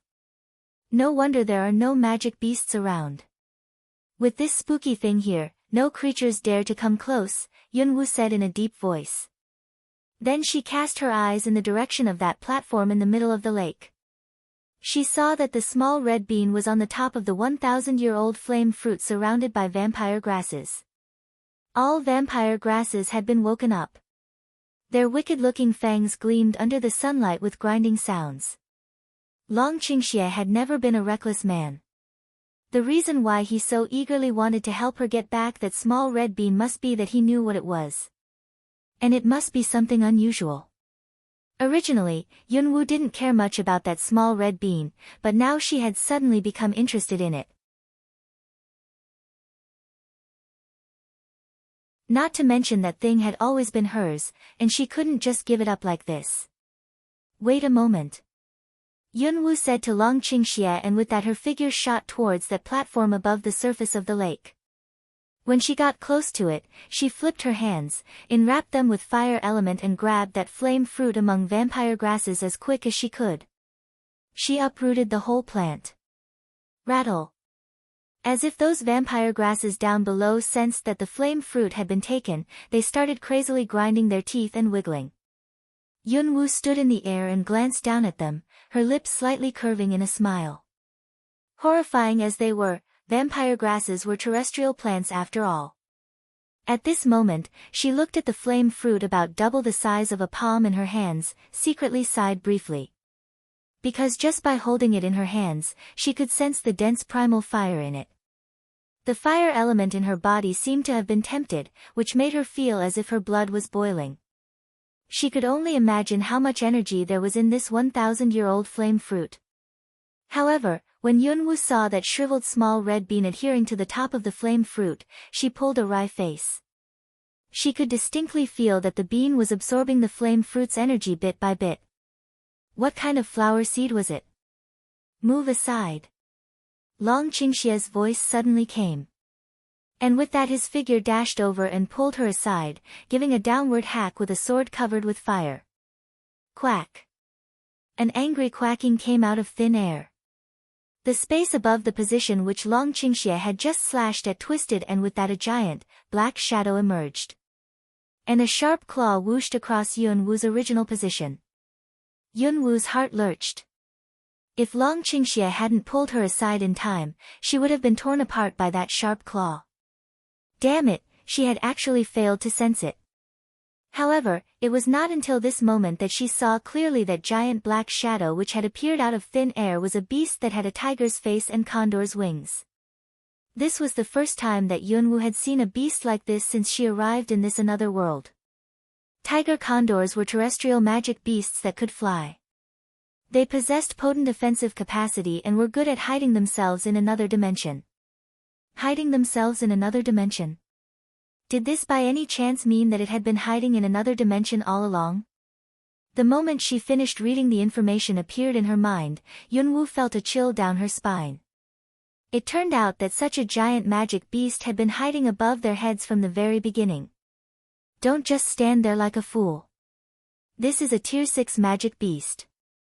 Put away the flame fruit and leave here right away, Long Qingxia said in a serious tone, which was very rare. A tier 6 magic beast? With a fleeting shift of attention, Yunwoo sent the flame fruit into the storage space provided by the red gemstone. Quack. However, the moment Yunwoo put away the flame fruit, that tiger condor seemed to be provoked. It let out an angry squeak with fury glinting in its piercing eyes. The fighting spirit of a grand kung fu master surged out of Long Qingxia. Yunwoo didn't turn around and flee right away. With a flip of her hands, burning flames appeared in her palms which were then pressed against each other. The contours of a dragon condensed into by fire element emerged. Roar. Roars of the dragon split the air. The mighty roars undulated towards the tiger condor like furious tides. They didn't know whether it was because of the daunting roars, but the tiger condor was stunned for a brief moment and a flicker of fear flashed across its angry eyes. Go! Taking advantage of this opportunity, Yunwoo grabbed Long Qingxia and enveloped herself in wind element, planning to leave as fast as she could. But tier 6 magic beasts were intelligent creatures. With that dragon's shadow formed of fire element, she could only fool the tiger condor for a little while. Before long, the tiger condor reacted. Quack. With an angry squeak, it swung its sharp claws at the dragon's shadow and tore it apart. The next second, the tiger condor raised its head and gave a squeak, as if it was summoning something. The squeak rippled through the whole forest. Meanwhile, as if having received some kind of order, those vampire grasses down below started pursuing Yunwoo hotly, one batch after another like they had feet. Yunwoo had never expected that she would be running away from plants and a flying beast in a mountain. Seeing that those vampire grasses were getting closer and closer with sounds of grinding teeth and that the tiger condor followed by a flock of flying beasts were also approaching, Yunwoo broke out in a cold sweat. But she pulled a wry face. Because right at this moment she felt that she was like a thief being hotly pursued. Why didn't you leave first just now? under this urgent circumstance, Long Qingxie wrapped his arm around her thin waist, turned his head aside and gave a meaningful glance at her, asking this question in a deep voice. Frowning, Yunwu asked rhetorically instead of answering, "You really want me to leave?" "You tiny little thing always try to evade my question." Long Qingxie seemed resigned. Yunwu gave a glimpse at him out of the corner of her eye. "Then what kind of answer are you expecting me to give you?" Long Qingxie gave a wicked grin, hugging her waist tighter. "You know clearly about it." But at this moment, quack! A squeak came from the sky. The flock of flying beasts caught up with them and started flying downwards into the forest, chasing them at a steady speed.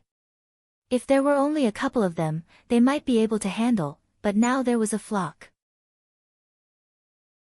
If they launched an attack, they would surely be surrounded. Frowning, the two people speeded up and fled straight forward. But soon their faces somewhat darkened. It turned out that it was a dead end. There was a cliff ahead of them, and at the bottom of the cliff there was a broad, fast-flowing river. They could hear the whoosh of the rushing water from far away. Both of them could fly by using lightness skills, but there was a large flock of flying beasts in the sky, which would probably intercept them soon if they flew. "Let's jump down," Yunwu said decisively. Long Qingxie curved his lips in a smile. "Hold on tight." The two leaped off the cliff without any hesitation as soon as they rushed out of the forest. In the blink of an eye, the two figures disappeared into the raging torrent. Click, click.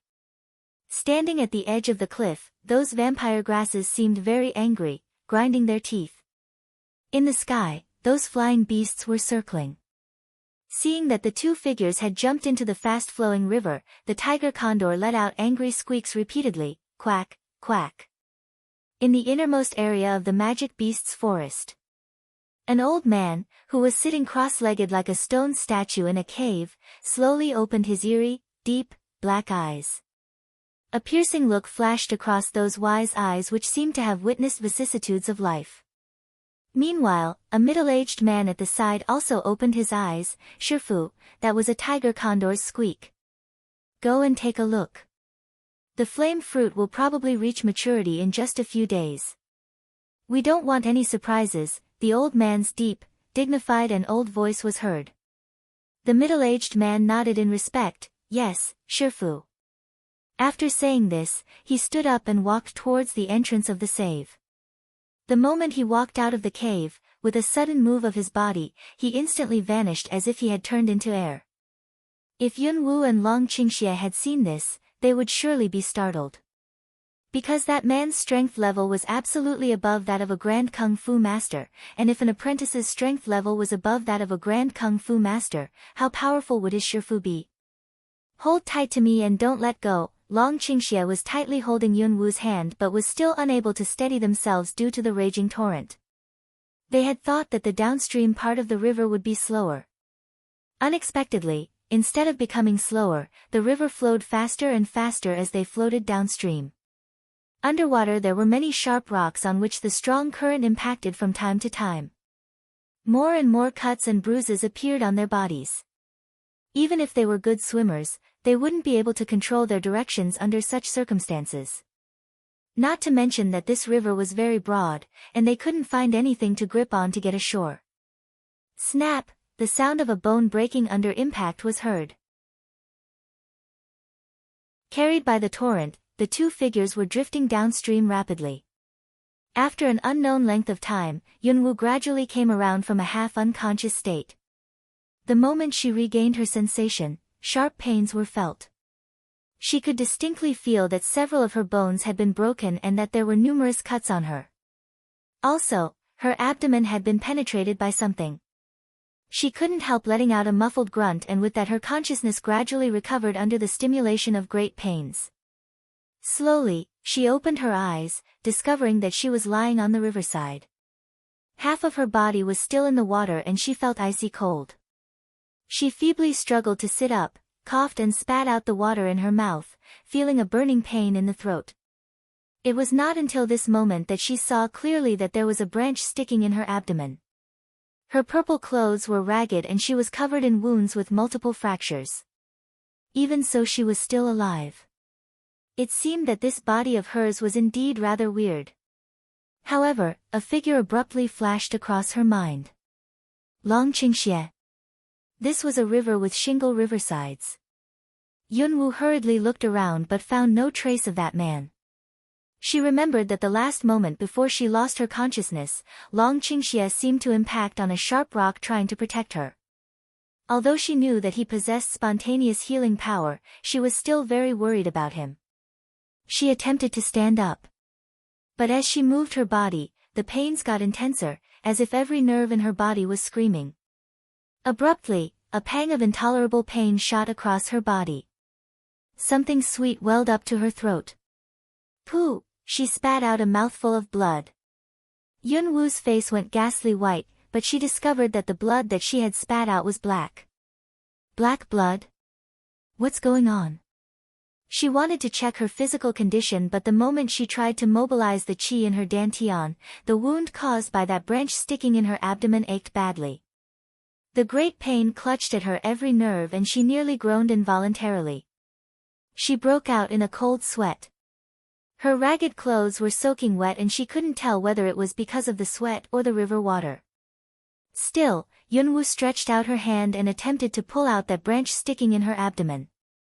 Having been soaking in water for so long, her wounds had become white. If she didn't pull this branch out, the wound would surely fester. However, the moment Yunwu's hand touched that branch, it twitched and sank deeper into her body. The pain was unbearable, but Yunwu abruptly widened her eyes. Watching that deadwood, Yunwu didn't find anything unusual about it. Was it because she was too weak so that she had just seen an illusion? Stretching out her hand, she touched it again. The branch sank deeper again and Yunwu's face abruptly went deathly pale. That was not an illusion. What the hell is this thing? She could distinctly feel that the branch seemed to be gnawing at the flesh in her abdomen, but it also seemed to be rooting and sprouting. Yunwu was horrified and this was the first time that she had felt fear.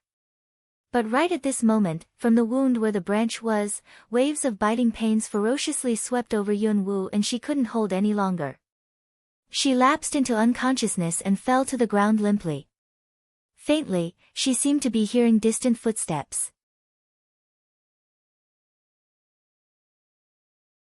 How long has it been? Yunwu had no idea. When she came around from coma, she felt drowsy, and she also found that she was lying on a rough bed instead of on the riverside with parched lips and a deathly pale face. Yunwu slowly opened her purple eyes and this movement seemed to have cost all her strength. This was a very crude cottage and the furnishings in it were rather simple. Though it was not spacious, there were 2 beds in it. Apart from the rough bed that Yunwu was lying on, there was another worn one. It could be told that there should be 2 people living in this cottage. She faintly heard people talking outside the cottage. Little Leaf, I heard that your grandma took another people home. You barely have enough food for yourselves. Why did she take in a dying person again? Please take my advice and send that person back to the riverside while your grandma isn't home. Aunt, how could you say that? That is a person's life you were talking about. Not just my grandma, I myself would also have taken that person back if I were the one who found her, so stop nagging and go back to your own place if you don't have other business here. If my grandma hears your words, she'll get mad again. That was a fairly childish voice tinged with anger. Okay. But you and your grandma are good Samaritans. I, your aunt, am the villain. I was just thinking that you were having a hard time yourselves, so I wanted to remind you out of goodwill. It seems that I'm just being a busybody. No good deed goes unpunished, this is so true, the woman nagged and left, sounding as if she was very displeased. And then she faintly heard intermittent light footsteps. It seemed as if that person outside was walking back and forth and busy doing something. Yunwu glanced around and noticed that the branch previously sticking in her abdomen was gone, and that all her wounds had been dressed. Did that person who saved me dress my wounds? Once touched, that branch would sink deeper into my body. How did that person get rid of it? These questions flashed through her mind, but gradually she felt as if her eyelids were getting heavier and that she was about to fall asleep again. Yunwoo knew that she was too feeble. The first reason for this was probably that she hadn't eaten anything for a long time, and she also hadn't drunk any beast blood for just as long, which might be another reason. She could distinctly feel that although her wounds had been dressed, they weren't healing at all. If she kept lying in bed like this, it was very unlikely for her body to recover naturally. Clenching her teeth, Yunwoo attempted to sit up. But at this moment, the door was pushed open. A petite figure holding a bowl of medicine walked in. The moment that girl saw that Yunwoo had woken up, she hurriedly reminded her, "Don't get up. You're still very weak. You might worsen the wounds." After putting down the bowl on the table, the girl came over, grabbed a pillow and cautiously placed it upright at the head of the bed so that Yunwoo could lean on it. "I did what my grandma told me to and dressed your wounds after washing them with medicine, but it's been 3 days and your wounds still didn't heal. My grandma said that your injuries were too serious and that you had been soaking in water for too long. This morning, she went to the mountain to collect medicinal herbs for you. Be a good girl and lie in bed. If your wounds ache, try to subdue the pain. I've decocted some herbal medicine for you. You'll gradually feel better after drinking it. Don't worry." This was a little girl about 10 years old. Her skin color was somewhat unduly yellow, but she had bright, big eyes and comely countenance. She talked with a frown on her face, as if she was an adult. However, Yunwoo could tell from her tone that she was a kind-hearted girl. "Don't move. I'll go and get the medicine for you," the girl reminded her again. Seeing that Yunwoo was no longer fidgeting, she looked relieved and turned around to get the bowl of medicine on the table. Yunwoo looked at her blandly with her purple eyes and said nothing. Little Leaf sat on the edge of the bed, blew on the medicine in the bowl to cool it down and then sent a spoon of it to Yunwoo's mouth. Heavy odor of medicine rushed at her nose. According to her knowledge of medicine, that was a mild medicine that helped wounds heal and it was very beneficial for feeble patients with major injury. But for Yunwoo, this mild medicinal property was totally ineffective in healing her wounds. Seeing that Yunwoo wouldn't open her mouth, Little Leaf thought that she was afraid of the bitterness. Like coaxing a child, she said, "Elder sister, all good medicine is bitter. If you drink this medicine, I'll buy you some sweetmeat later, okay? Come on. Ah. Open your mouth." Yunwoo frowned, but surprisingly, when she saw the sincerity in the girl's eyes, she didn't have the heart to decline, so her tightly clamped lips slowly parted. Seeing this, Little Leaf delightedly curved her lips in a smile, "Good girl. I'll keep my promise and buy you sweetmeat later." Her coaxing words made Yunwoo somewhat speechless with embarrassment. Upon her remarks, the girl spooned the medicine into her mouth one spoonful after another. She did it so skillfully that it seemed as if she had been doing this on a regular basis. "You must be hungry since you've been in coma for 3 days.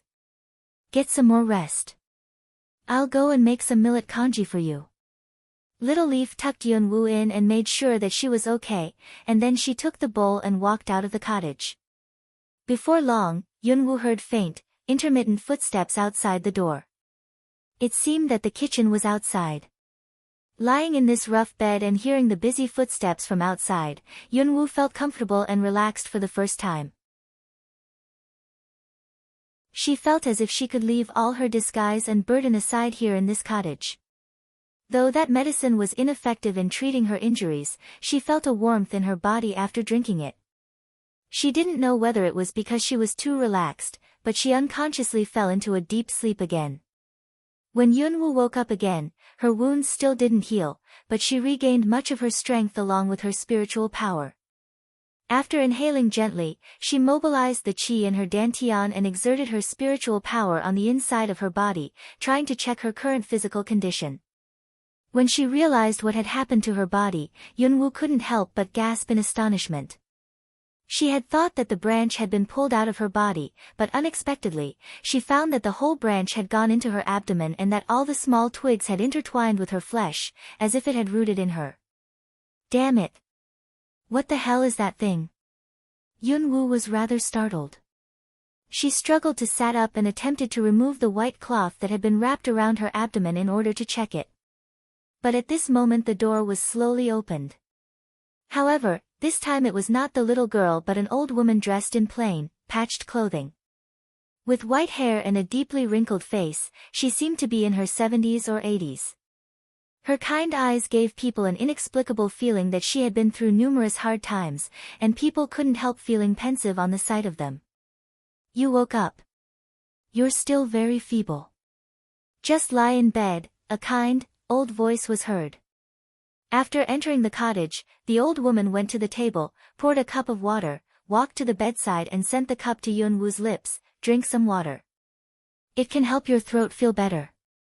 Looking at the old woman before her, she recalled the previous conversation and realized that this old woman was the one who had saved her. After pausing for a couple of seconds, she stretched out her hand and took the cup.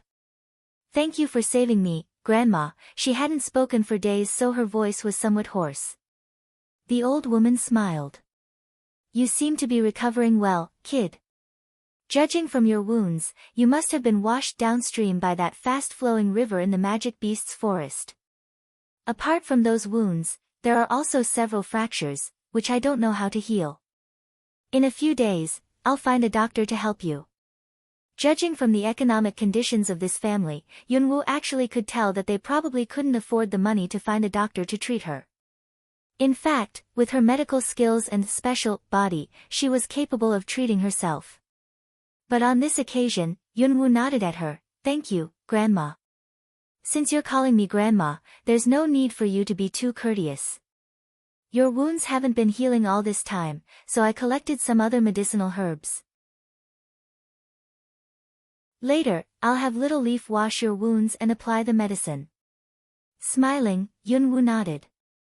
The old woman told her not to move too much and then walked out of the cottage. Yunwoo lay in bed for another 3 days. During the 3 days, those wounds still hadn't healed, but she had handled those fractures by herself, and both her strength and spiritual power had recovered. However, she had been in horror all along because of that eerie branch that had rooted in her abdomen. She had scoured the Soaring Dragon scroll but hadn't found any records of this weird branch. She had meant to extract it by herself several times, but she could feel that every time she thought about removing it from her body, the branch started ramifying and growing more roots in her flesh, as if it possessed consciousness of its own. The pains were unbearable but not intense enough to kill her. After 3 days, Yunwoo gave up attempting to remove it from her body. She was afraid that the roots of that branch would be everywhere in her body if she kept thinking about getting rid of it. After getting out of bed, Yunwoo checked the cloth wrapped around her and then slowly walked out of the cottage. The moment she walked out, she saw that a woman in plain clothes, who was about 30 years old, hastily running in her direction. You're the girl that Grandma Medicine saved, right? I'm Sisterly, living near the entrance of the village. Is Little Leaf home?" Sisterly, who had just ran over to the cottage, peered at Yunwoo and was somewhat stunned when she saw her uncanny purple eyes and beautiful looks. But she soon took her eyes off Yunwoo and intended to walk into the cottage. This was a remote valley, and there were barely any others living nearby.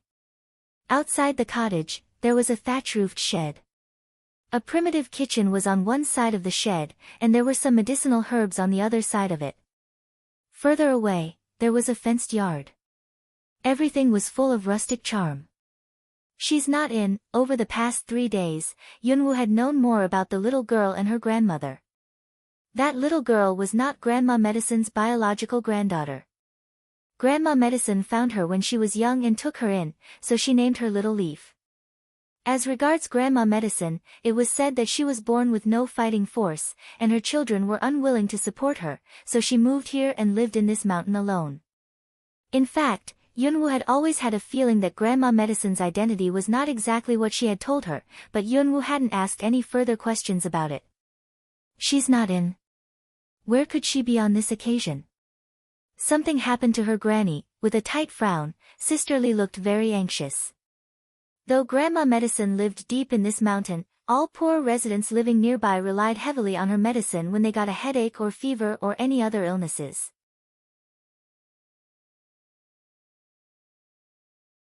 Did something happen to her? Yunwoo slightly frowned. Sister Lee also sounded very anxious. Yes. It was right there in the peak hollow. When my husband came back, he said that he saw a couple of fierce-looking men angrily went to Grandma Medicine, and that it seemed as if they wanted to snatch her medicinal herbs. I've already had my husband go there together with other villagers. Where exactly is Little Leaf at this moment? However, before Sister Lee could finish her sentence, Yunwu turned around and quickly walked towards the path outside the valley. Hey, wait for me. Seeing this, Sister Lee hurriedly followed her. The peak hollow was on the top of a high hill outside the valley. However, she had barely walked out of the valley when she saw that 3 villagers supporting each other were on their way back, blood all over them. What happened, younger brother? Why are you all hurt? Sister Lee, who had been following Yunwu, yelled in shock and ran forward. However, before she arrived at their side, a man about 20 years old, who was in front of the others, fell to the ground, clutching his bleeding abdomen with a ghastly white face. Hurry! Go and help! Before he could finish his words, he passed out. There were also plenty of wounds on the other 2 villagers. It seemed as if they had been injured by beast claws, and there were also saber cuts on them. When the man fell down, Sister Lee hurriedly ran to him and supported him, but soon her face changed drastically. My God! Younger brother, you lost so much blood. What can I do? Somebody help. In a village as remote as this, there were no other doctors except for Grandma Medicine. At this time, the other 2 villagers also couldn't hold any longer and they both passed out. Sister Lee's yelling soon drew some other villagers to the scene. When the 2 unconscious men's relatives and wives saw them, their faces suddenly changed and they rushed to them. What happened? They lost so much blood. Go and get Grandma Medicine, hurry. However, when those villagers were in panic, Yunwu frowned. Eventually, she walked forward, crouched down and took those silver needles out of the storage space. Hey, why are you pricking my husband with needles? Seeing that Yunwu stuck a needle into a villager's body, a woman glared at her and hurriedly tried to remove that silver needle. Don't touch it.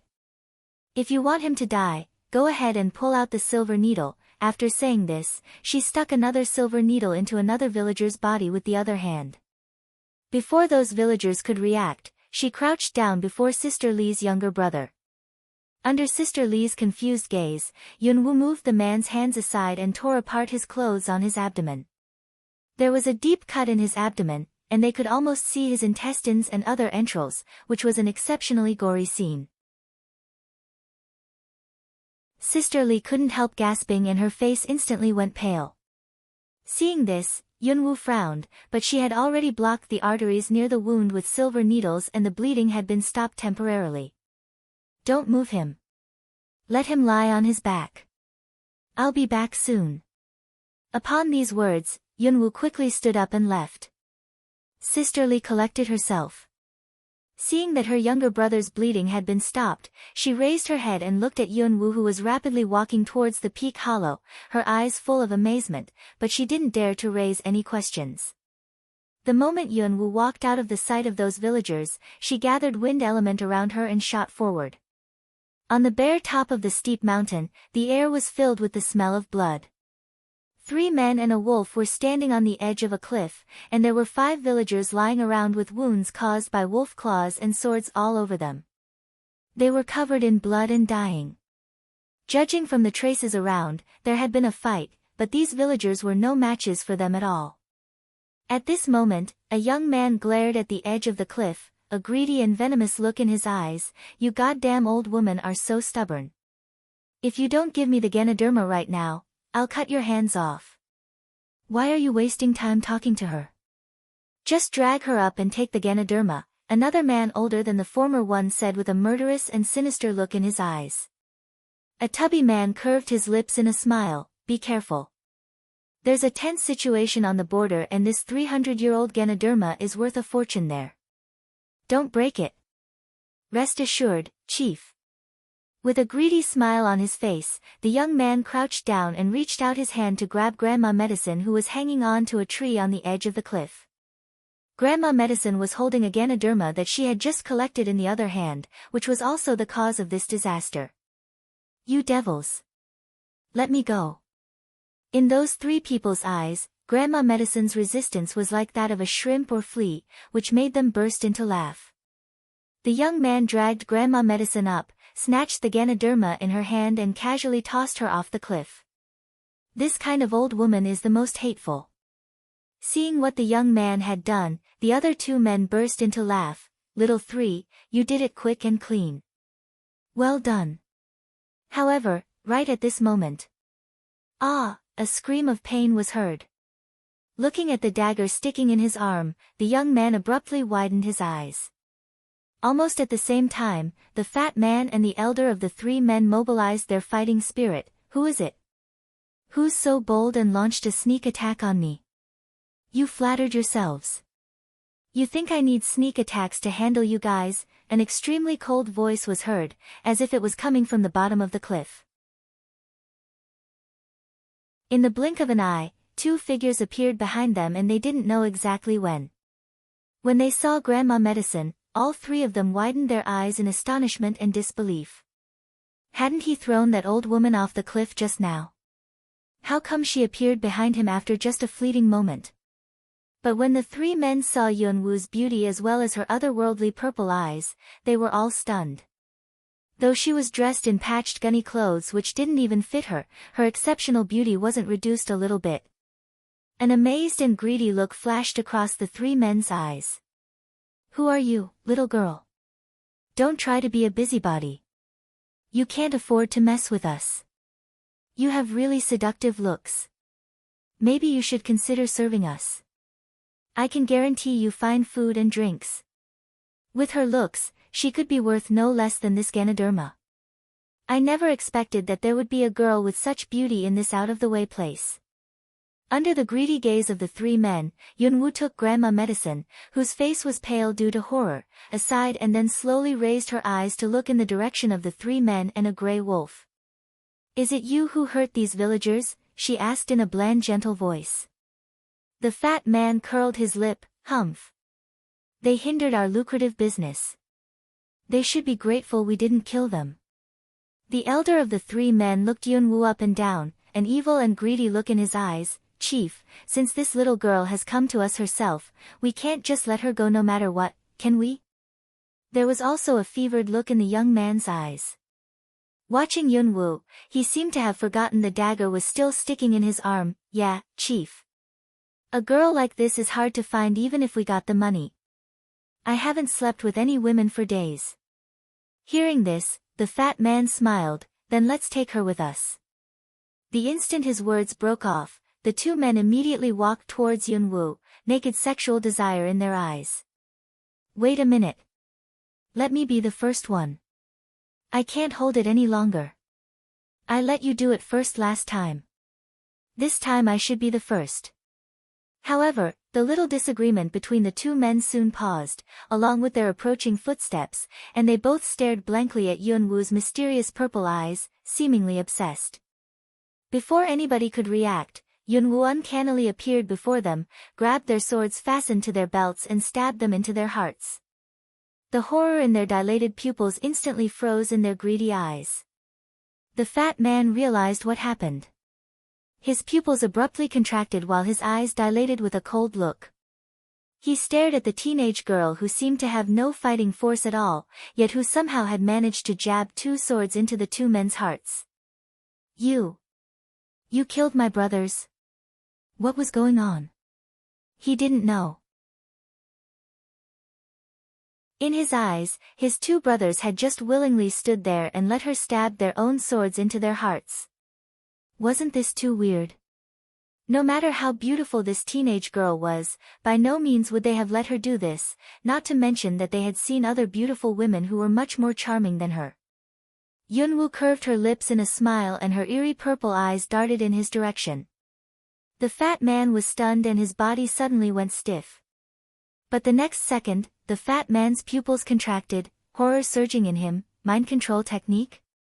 Who are you to the Ouyang family? The Ouyang family? Those guys that I met in the Magic Beasts forest. Yunwoo briefly raised her eyebrows. However, what surprised Yunwoo was that this fat man had managed to free himself from her soul chain in just a second. What do you think who I am to that family? Hearing this rhetorical question, the fat man frowned tightly but asked no more. Eyes glinting with fear, he turned around and intended to retreat with that gray wolf. Swish, the sound of a sharp weapon splitting air was heard. That blood-stained sword stuck into the ground before the fat man. Do you think you can just leave whenever you can after hurting these people? The moment an extremely cold voice was heard, Yunwoo's figure flashed forward. As if having sensed danger, the fat man mobilized his Tier 6 late-stage fighting spirit. Meanwhile, he gave a whistle and the Tier 2 wood wolf beside him instantly revealed its hideous fangs, turned around and pounced on Yunwoo. The corner of Yunwoo's lips curved up. When the wood wolf pounced on her, she rushed forward instead of dodging. With a flip of her hand, she drew a giant knife and swiftly slashed at its head. Roar! The wolf's roar of pain reverberated. Warm blood started splattering around. Almost at the same time, Yunwoo manipulated wind element in the air which then generated suction, gathering the blood of that wood wolf in her palm. With her back to Grandma Medicine, Yunwoo opened her mouth and sent the beast blood floating above her palm into it.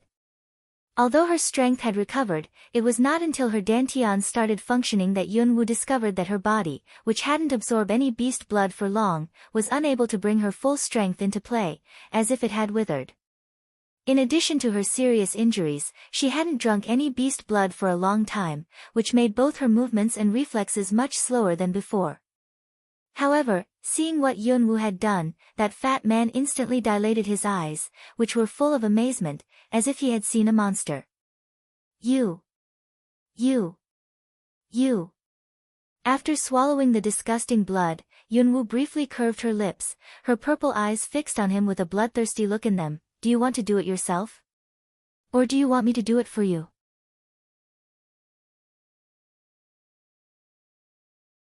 Stay away from me. For your information, I'm a collateral relative of the Murong family. If you hurt me, the Murong family won't let you get away with it. The fat man backed off. The Murong family? The one in Luo City. Yunwoo had met some members of the Murong family in the Magic Beasts Forest, and they hadn't given her a good impression. What Yunwoo didn't know was that Grandma Medicine, who was behind her and pale-faced, gave a violent shiver when she heard the 3 words, the Murong family. An arrogant and delighted look flashed across the fat man's face as he heard her words. It seems that she heard of the Murong family before. You think there's another Murong family apart from the one in Luo City? Let me tell you something. Not only am I a member of the Murong family, but also my brother-in-law is a young master of the Murong family's offshoot. If you dare to touch me, the Murong family will make sure you pay double the price. Is that so? Yunwoo lifted her eyebrows and slightly curved her lips, looking very beautiful from whichever viewpoints. But the next moment, she raised a saber and slashed at him. With a sudden move of his body, the fat man hurriedly dodged sideways, but he was not quick enough and the tip of the blade still left a deep cut in his arm. You can actually penetrate my Tier 6 defense? The fat man's heart lurched. He watched the bloody cut in his arm, eyes full of disbelief. Yunwoo didn't answer him, killing intent appearing in her purple eyes. No matter who these people were, all of them had to be eliminated. Though she had been wounded, her power was more than enough to handle a Tier 6 middle-stage opponent. However, when Yunwoo was about to kill that fat man, Grandma Medicine's voice came from behind, "Don't kill him." Yunwoo paused. The fat man took advantage of this opportunity, abruptly leaped off the cliff and disappeared in the blink of an eye. Looking down at the bottom of the cliff, Yunwoo frowned tightly. If she went after him right now, she could surely catch up with him, but considering Grandma Medicine's concern and those injured villagers, she eventually gave up pursuing him. Letting that fat man go would undoubtedly bring her trouble in the future. But, those were future stories. Granny, how do you feel? Yunwoo turned around, looked at Grandma Medicine's pale face and asked in concern. As regards why she had tried to stop her, she didn't ask. This Grandma Medicine must have a past that she preferred to remain secret from others. It was just that she was not willing to tell others about it, so Yunwoo wouldn't ask her. Grandma Medicine had saved her life, so she was her benefactor. Repaying every favor that others had done her was Yunwoo's principle. I'm fine. I just sprained my ankle. Help me go there and check those villagers. However, at this moment, they saw many other villagers quickly coming up from the steep path with sticks or shovels in their hands. Those villagers must have departed soon after Yunwoo, but Yunwoo had utilized wind element and leaped right up the hill, which had saved her a lot of time. Grandma Medicine, are you hurt? But when they arrived and saw the scene, they were all stunned. The wood wolf had been halved and the two villains had been stabbed in their hearts, while the teenager and the old woman were standing at the side, which was in stark contrast to the bloody scene. However, these were villagers of great simplicity. Instead of becoming suspicious of how this had happened, they just hurriedly carried those wounded villagers back to the village. Grandma Medicine, what should we do? It will take us a full day to go to the city and get a doctor here. Grandma Medicine, please come and take a look at my dad. Those injured villagers had been carried back to the village. All of them were covered in blood and half-dead. Everybody who saw them couldn't help yelling in shock. Anxiety and concern pervaded the whole small village. Grandma Medicine had sprained her ankle, but the moment she came back, instead of having a rest, she had someone support her and hobbled towards those injured villagers. Seeing this, Yunwoo couldn't help frowning.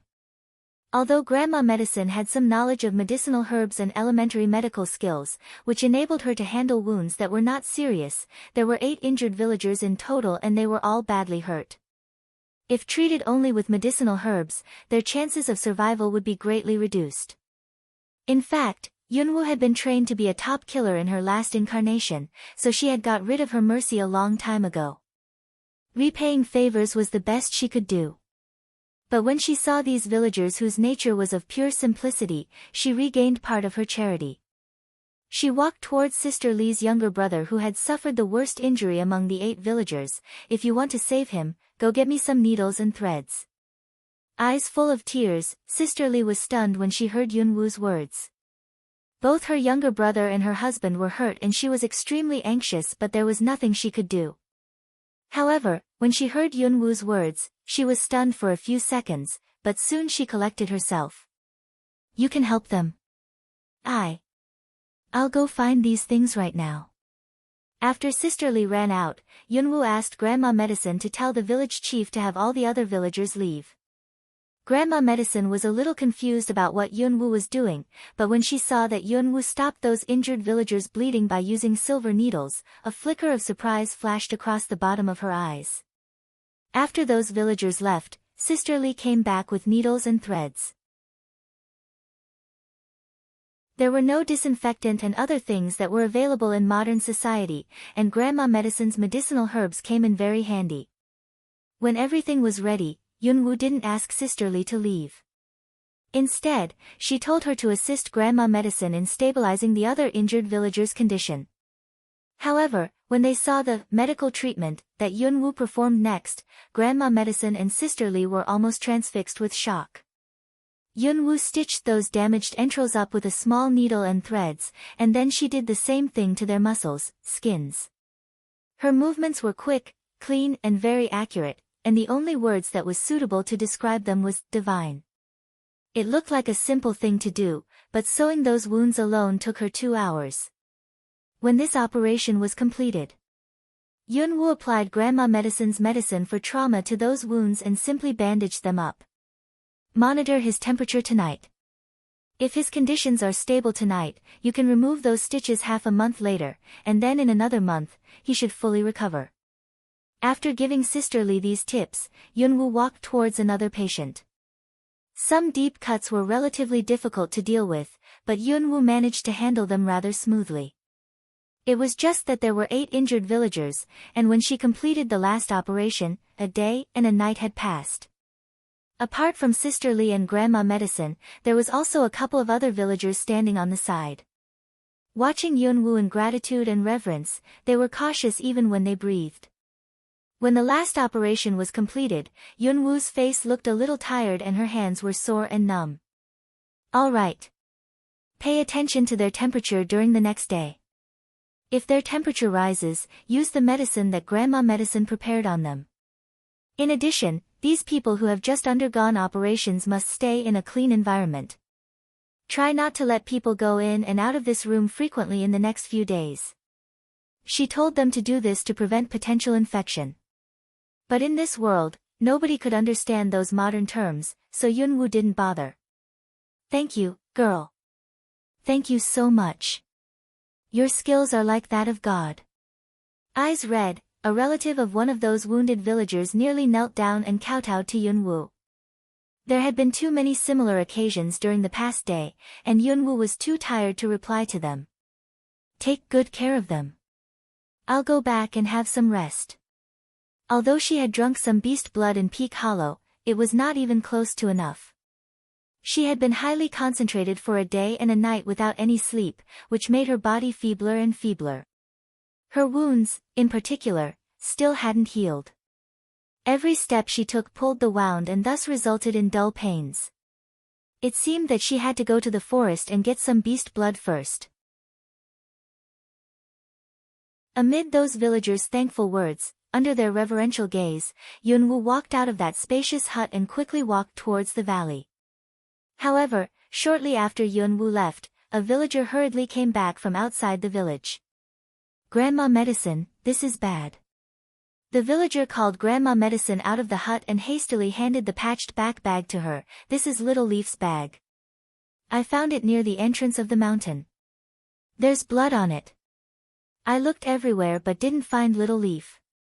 What did you just say? They both were killed. In the courtyard of the offshoot of the Murong family, an angry and slightly high voice was heard. With a livid face, Thousand Murong stared at the fat man who had just returned like a drenched rat. Back then when they departed, there were 3 men and a wolf, but now only 1 man came back. No wonder his face changed. A weird teenage girl who drank blood and knew mind control technique? She must have some kind of relations with the one behind the Ouyang family. But if this is true, how come she appeared in a remote village? Should I report this to the Lord? But if he reported this to the Lord of the city, people would surely find out that he had been sending people out to collect medicinal materials to resell them. In that case, he would have to go through more unnecessary trouble. Brother-in-law, I took back a girl from that small village on my way back. Should we sound her out first and find out who that teenage girl is? Seeing that Thousand Murong was contemplating, the fat man hurried said. This trip had cost them 2 men and a well-trained Tier 2 wood wolf, which was a heavy loss.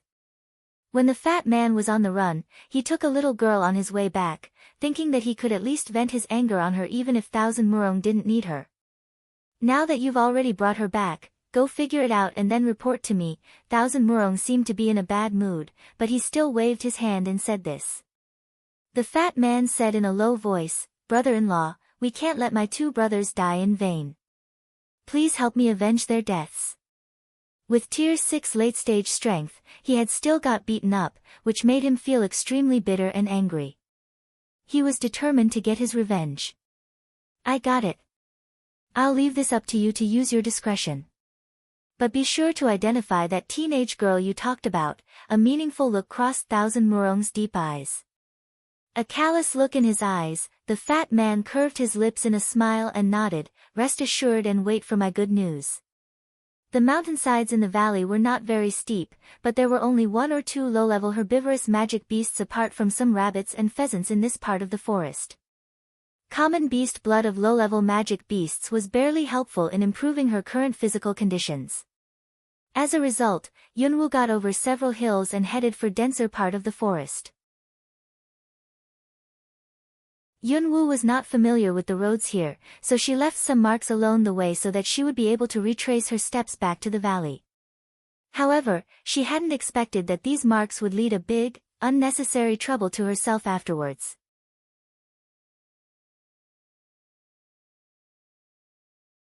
Shortly after Yunwoo entered a dense forest, she finally caught sight of some traces of magic beasts. However, the magic beasts of the highest level that she had encountered on a circular walk was around Tier 2. Instead of going further, Yunwoo picked a wild leopard in middle stage of Tier 2. Though her body was out of condition, her movements were quick and clean, and she struck like greased lightning. She raised her saber, gave a slash and killed it with one blow. When Yunwoo picked herself up from that wild leopard, she was half full. Her lips were covered in blood and a big part of her coat was also bloodstained, the smell of which disgusted her. But she felt warmer, and gradually, it seemed as if those seemingly withered meridians were beginning to revive. Those wounds on her body were also becoming itchy.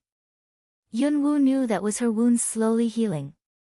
Seemingly, as long as her body wasn't resurrected, she was really like a walking corpse relying on beast blood to survive. Out of no specific reason, Yunwoo felt somewhat anxious deep down in her heart.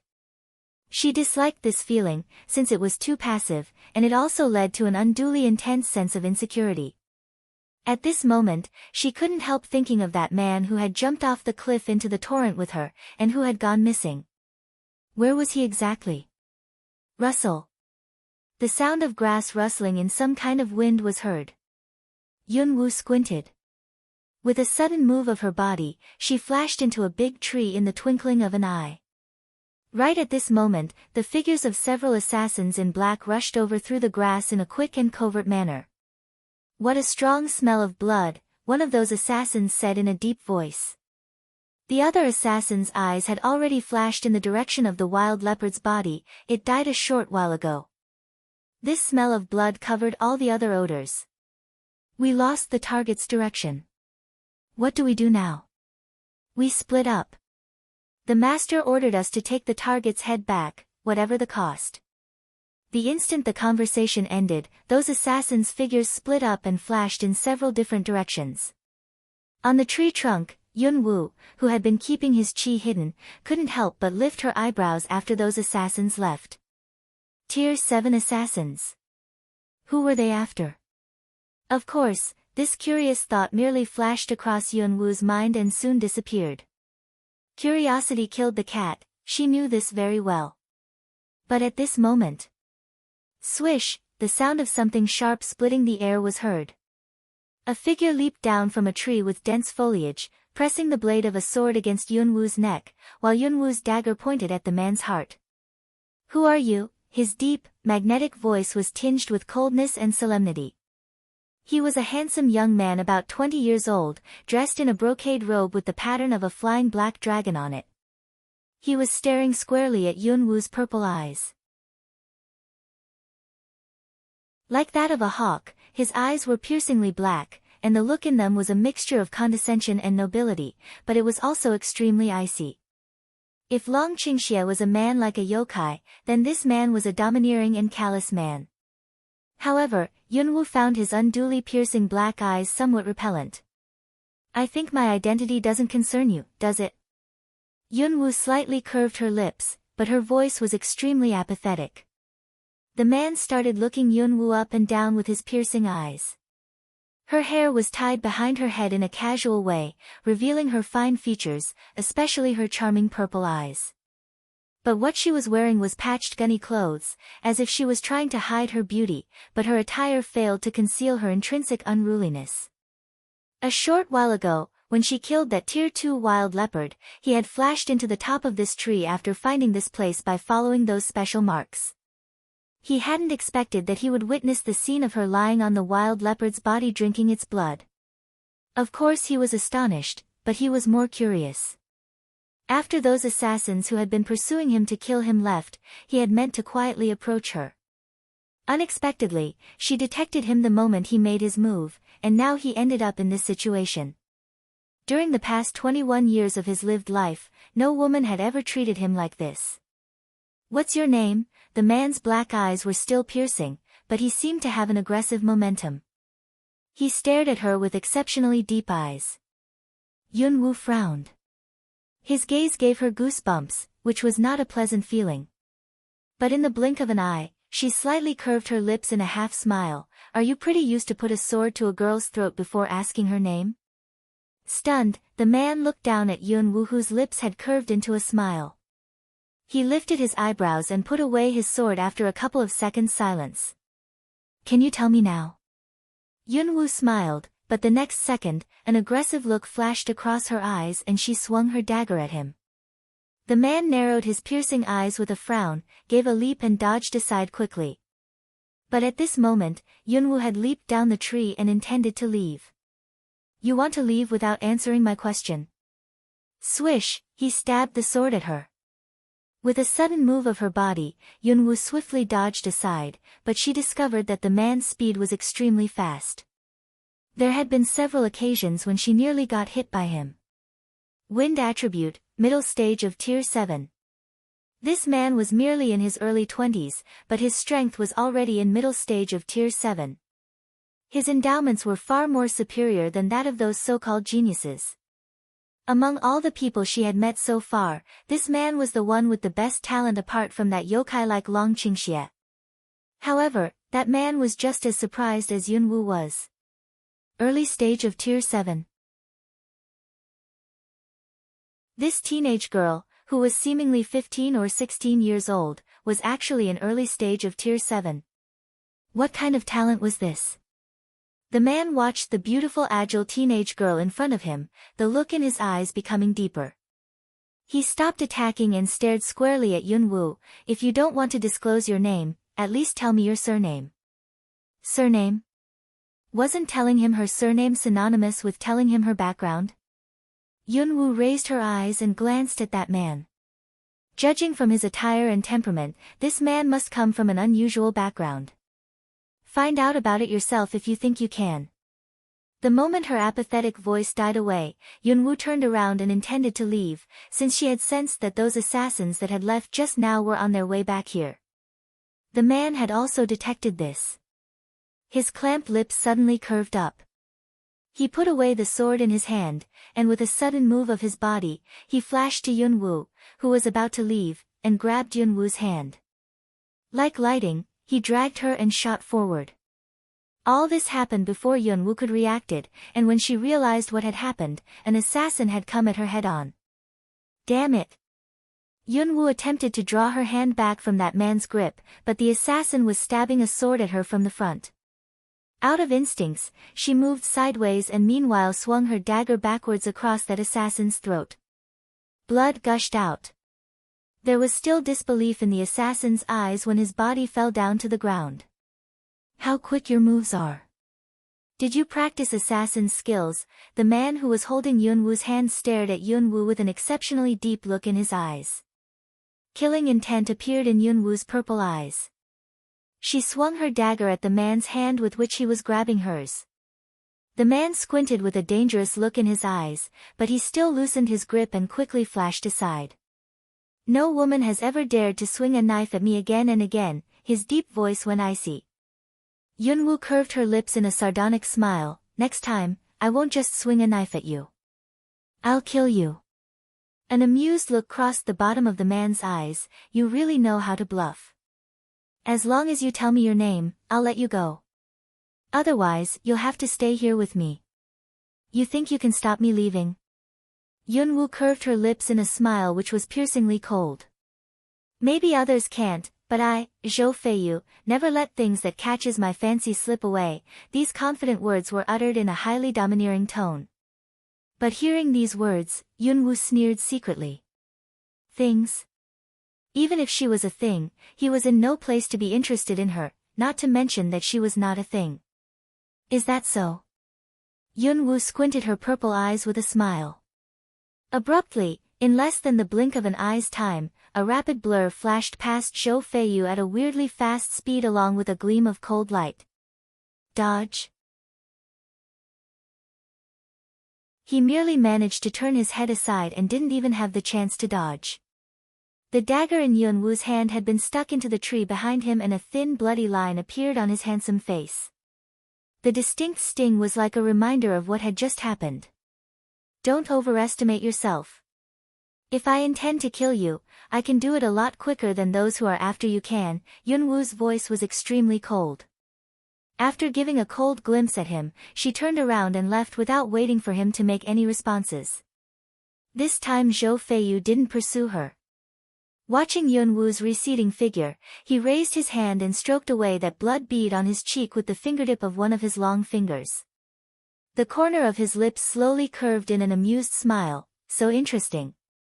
But in his deep black eyes, a ferocious look flickered. There had never been anything that he, Zhou Feiyu, failed to get. After getting far away from that man, Yunwu didn't return immediately. She hunted another magic beast and consumed some of its blood along with holy grass. Grandma Medicine's medicinal herbs were not very effective in healing her wounds, so Yunwu collected some other medicinal herbs and changed the dressing. After doing all this, Yunwu followed those marks and retraced her steps back to that remote valley. When she returned to that cottage, it was already dark, but she discovered that both Grandma Medicine and Little Leaf were not in. She thought that they were in the village taking care of those injured villagers, so she didn't try to look for them.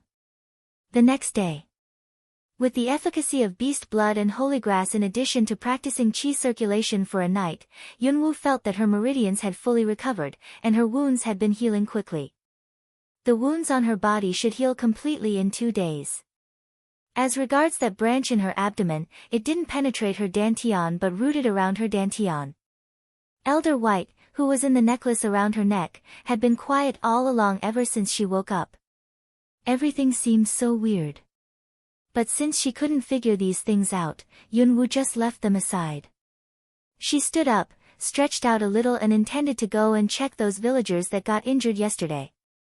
But the moment she walked out of the cottage, she saw Sister Lee hurriedly ran in her direction again. "Where were you yesterday, girl? Something happened." "Something happened?" With those drugs prepared by Grandma Medicine, nothing serious could have happened even if those patients had caught fever after operation. As soon as Sister Lee arrived, she grabbed Yunwu's hand and hastily walked towards the cottage, explaining, "Little Leaf is missing. The fat man who injured those villagers yesterday has come back to our village with more men. They struck everybody they saw, and they took Grandma Medicine away. Right now, they're heading for this cottage. Hurry. Go inside and don't come out no matter what happens."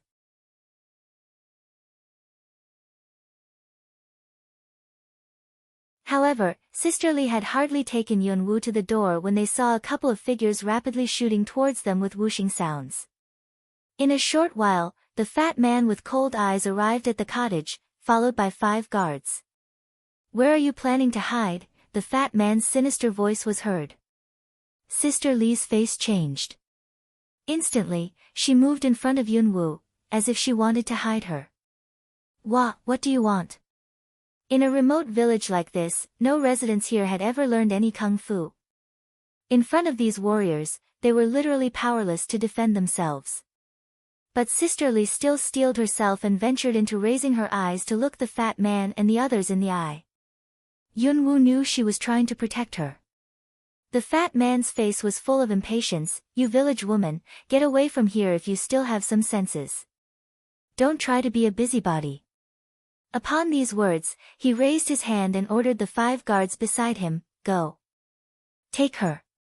Immediately, the 5 guards walked towards Yunwu. Like a hen protecting a chick, Sister Lee tried to stop them. "What are you doing? How dare you do this in public?" Before she could finish her sentence, a guard impatiently grabbed Sister Lee and intended to throw her away. However, snap, the sound of a wrist breaking was heard. "Ah!" The guard let out a shriek of pain and his face went somewhat pale. Due to the sharp pain in the wrist, he loosened his grip on Sister Lee. Yunwu's purple eyes flashed in the direction of those men with a bland look. She was holding the guard's wrist with her small hand in a relaxed manner, but the wrist had been twisted into a weird shape. "I'm the one you want. What's the point of hurting innocent people?" The instant her bland voice died away, Yunwu casually moved her hand and the guard's body was violently thrown away, giving a somersault along the way. It seemed as if she had just thrown away a piece of rag. The other 4 guards widened their eyes, looking at that seemingly petite teenage girl in surprise. That guard was a warrior in late stage of tier 6, but he had got thrown away by her in such a casual way. The fat man's pupils secretly contracted, but the look on his face went even colder. These guards had been specially selected to deal with that mysterious teenage girl. Unexpectedly, the fight had barely started when one of them was thrown away. "What are you standing there for? Go together and take her. The fat man seemed to have been provoked, his face full of ferocity. Hearing this, the other 4 people mobilized their fighting spirit and stretched out their hands to grab Yunwu. It seemed that they intended to capture her. Yunwu slightly squinted. When the 4 guards were reaching out their hands to grab her, her figure uncannily vanished into thin air. Having missed the target, the 4 guards were stunned, eyes gleaming with astonishment. Where was her? The fat man also widened his eyes and it seemed as if he was about to rub them. What happened? How did she disappear? All of a sudden. Now that you've come here and found me, I'll take your lives. A cold, calm voice came out of thin air and passed the fat man's ears. The fat man's eyes went vigilant. He subconsciously flashed forward, whipped out his sword and slashed at the source of the voice. But the next second, a gleam of cold light flashed past the fat man's eyes. All movements seemed to be immobilized at this instant. Eyes dilated, the fat man stared at Yunwu who had just stabbed a dagger through his throat. His eyes were full of horror and disbelief. He was in tier 6, but before he could make a single move, he was. Your lordship. Seeing that the fat man had been killed, the other 4 guards were stunned, but soon their pupils contracted, and with that they instantly mobilized their fighting spirit and shot towards Yunwu. This time, all the 4 guards were covered in killing aura. Yunwu's lips curved in a grim smile, an intense killing aura surging out of her. She never showed mercy to those who wanted her dead. After a sudden, phantom move of her figure, flashes of cold light were seen. She raised her hand and swung the dagger at her opponents, killing each of them with one blow. When all movements stopped, the 4 guards were still in their offensive stances, but blood were gushing out of their throat, astonishment freezing in their eyes. Was she an assassin or a warrior? 4 guards in peak stage of tier 6. She had cut their throats before they could make a single move. The last guard with a broken wrist widened his eyes which were full of horror. Shoo! A gasp was heard, and Yunwu didn't know whether it had come from Sister Li's mouth or her dilated eyes in which astonishment glinted. She must have been shocked to see Yunwu's moves, since she hadn't expected that Yunwu's kung fu was so good. Sister Li, find some villagers to deal with these bodies. I'll go get grandma medicine back, Yunwu looked at Sister Li and said. Then she grabbed that fat man's body, threw it to that guard who was still alive and said coldly, carry this and lead the way. The guard raised his head and looked at the teenage girl in front of him, eyes full of horror. But he didn't dare to resist, because he could distinctly feel that if he disobeyed her or tried to play any tricks, he would end up just like those bodies. In the mansion of the Murong family's offshoot in the Luoyang city. The figure of a guard rushed in hurriedly as if he had something extremely urgent to report. Thousand Murong, who was teasing a caged little bird, frowned with a cold look of discontent flashing across the bottom of his piercing eyes. Young master. Something bad happened. Elder Uncle Go got killed. The one who killed Elder Uncle is coming. The guard reported, his breath coming in short gasps due to the unduly hasty rush he had made. The elder uncle he mentioned was the fat man. Hearing this, Thousand Murong, who had been teasing a little bird, was transfixed with shock. Elder uncle was killed. With that his piercing eyes glinted coldly. Where is that person? Right outside the gate. Elder uncle's body was brought back and drew many commoners here. Thousand Murong squinted with a dangerous look, his face sepulchral. Go invite that person inside. Don't inform young mistress yet. Young mistress has heard the news and headed for the gateway. The sepulchral look on Thousand Murong's face made the guard quiver involuntarily. He knew that the young master had a widespread reputation for his unpredictable temper.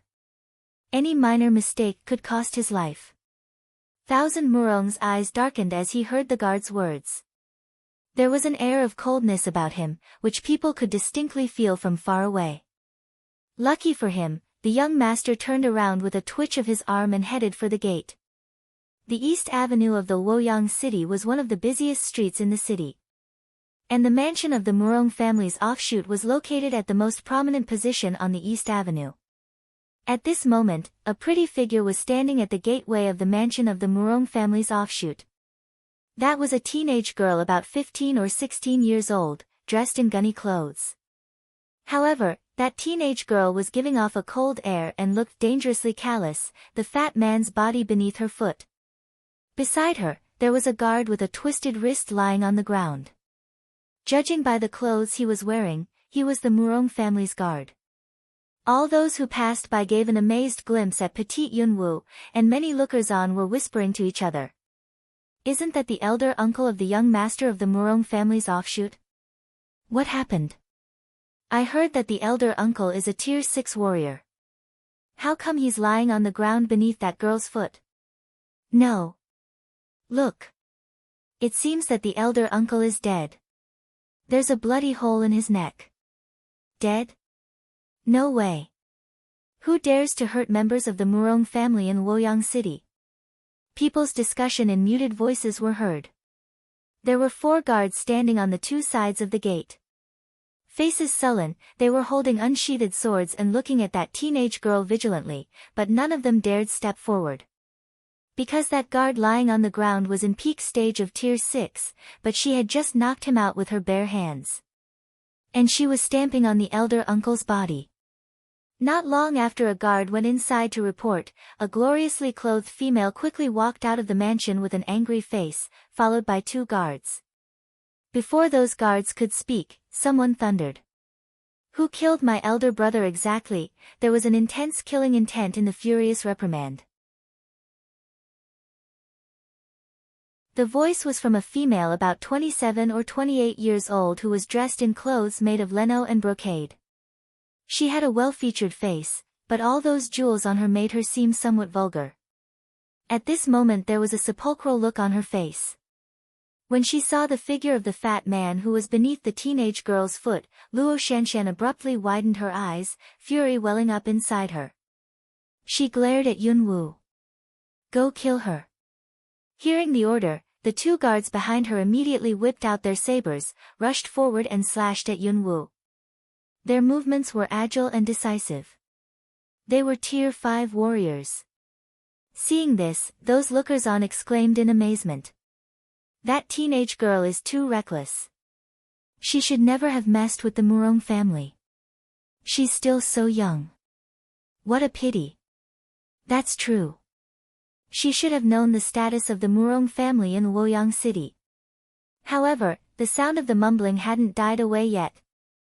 Yunwu's cold eyes swept through the 2 guards, and with that her figure turned into a rapid blur and dodged aside. The 2 guards missed hitting the target. Before the 2 guards could react, a mysterious power suddenly grabbed them and threw them away. Bang, bang. With 2 thuds, the 2 guards violently impacted on the stone lion statue in front of the gate. Pooh! Both guards spat blood and seemed unable to stand up any time soon. Passers-by who were looking on couldn't help letting out exclamation of shock. Those were tier 5 warriors.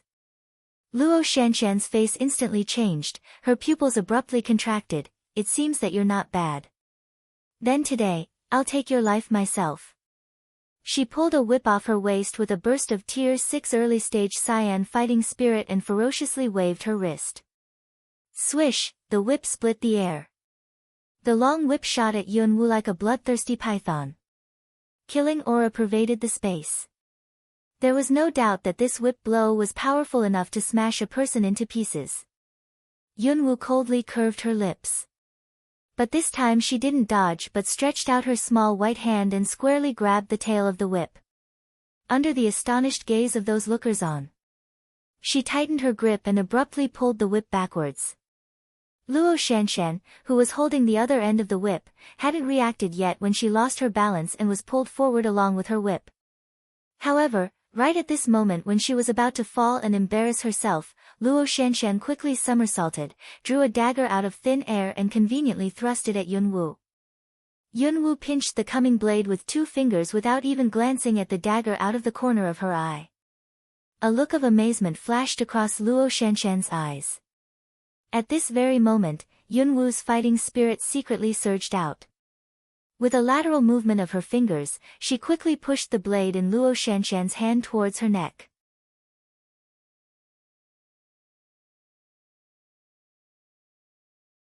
Horror surged through Luo Shanshan. She was in early stage of Tier 7. How was this possible? She was 15 or 16 years old at the most. Amazed, Luo Shanshan quickly backed off and dodged the blow in a somewhat embarrassing way, but the dagger in her hand snapped under Yunwu's uncanny power. At this moment, the street which originally had been uproarious instantly went quiet. That blow was given by someone in early stage of Tier 6 and with Cyan rank endowment, but that teenage girl not only parried it but also managed to fight back head-on and get the upper hand. Who's that teenage girl exactly? What level is she at? At this very moment. Who came to Murong family to court trouble? A middle-aged steward in a grey robe led a group of guards out of the gate with thick killing aura about them. On the sight of them, Luo Shanshan immediately pointed towards Yunwu, a killing intent in her eyes which were full of hatred. Steward Feng, you've come just in time. Kill this woman who murdered my elder brother. The leader of guards, Steward Feng, was a top kung fu expert of the Murong family and he was in middle stage of Tier 7. And those guards under his command were all at Tier 5 or Tier 6. Their power should be more than enough to handle an opponent in early stage of Tier 7. Hearing this, Steward Feng darted a glance at the elder uncle's body and that guard lying on the ground and his face abruptly darkened. Glaring at Yunwu, he reprimanded, "How dare you? You murdered a member of the Murong family. You're courting death." Yunwu glanced at him flatly and ignored his words. Seeing that she was acting as if he didn't exist, Steward Feng instantly went furious. In a deep voice, he said angrily, "What are you standing there for? Go kill that arrogant little bitch and feed her body to wild dogs.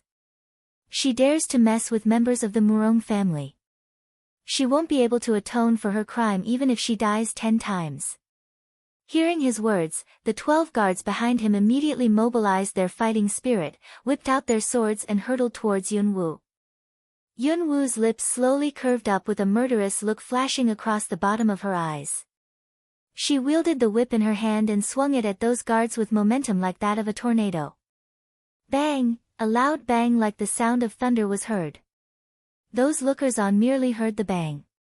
When they collected themselves, they were all transfixed with shock by the scene in front of them. Shoo!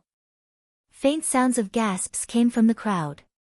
One whip blow, that was just one whip blow. There was a straight crack on the ground from Yunwu to the gate of the Murong mansion, as if the ground had just been slit open by a huge saber. The 12 guards, who originally had been charging at her, were hit by the lateral whip blow. Fighting spirit of the two sides violently impacted on each other and broken apart.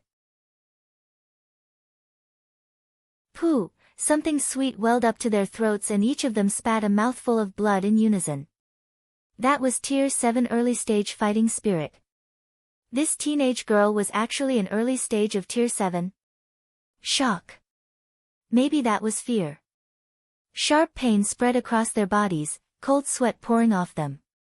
It seemed as if Yunwu had just casually gave a whip blow, and she hadn't even moved her trunk.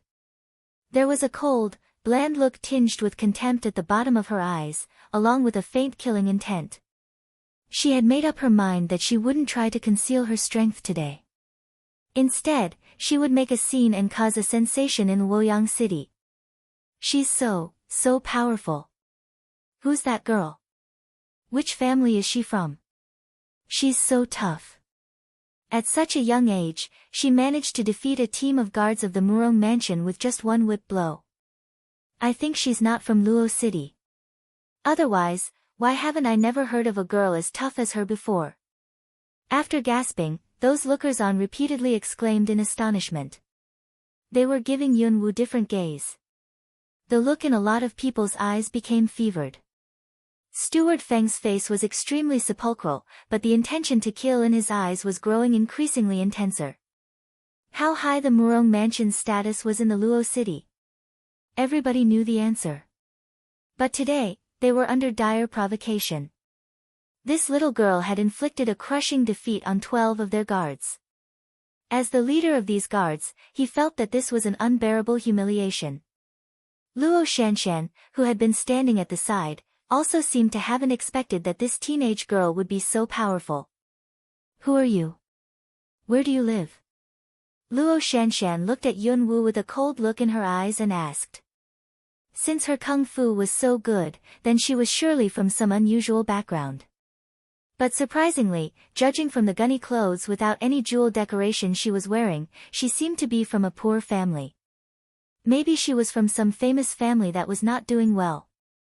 If that was the case, she could temporarily subdue her anger and recruit this girl to the Murong family. When the occasion arose in the future, she could still kill her. Steward Feng shared Luo Shanshan's opinion. Little girl, people of Murong Mansion are not unreasonable. I can see that your kung fu is pretty good.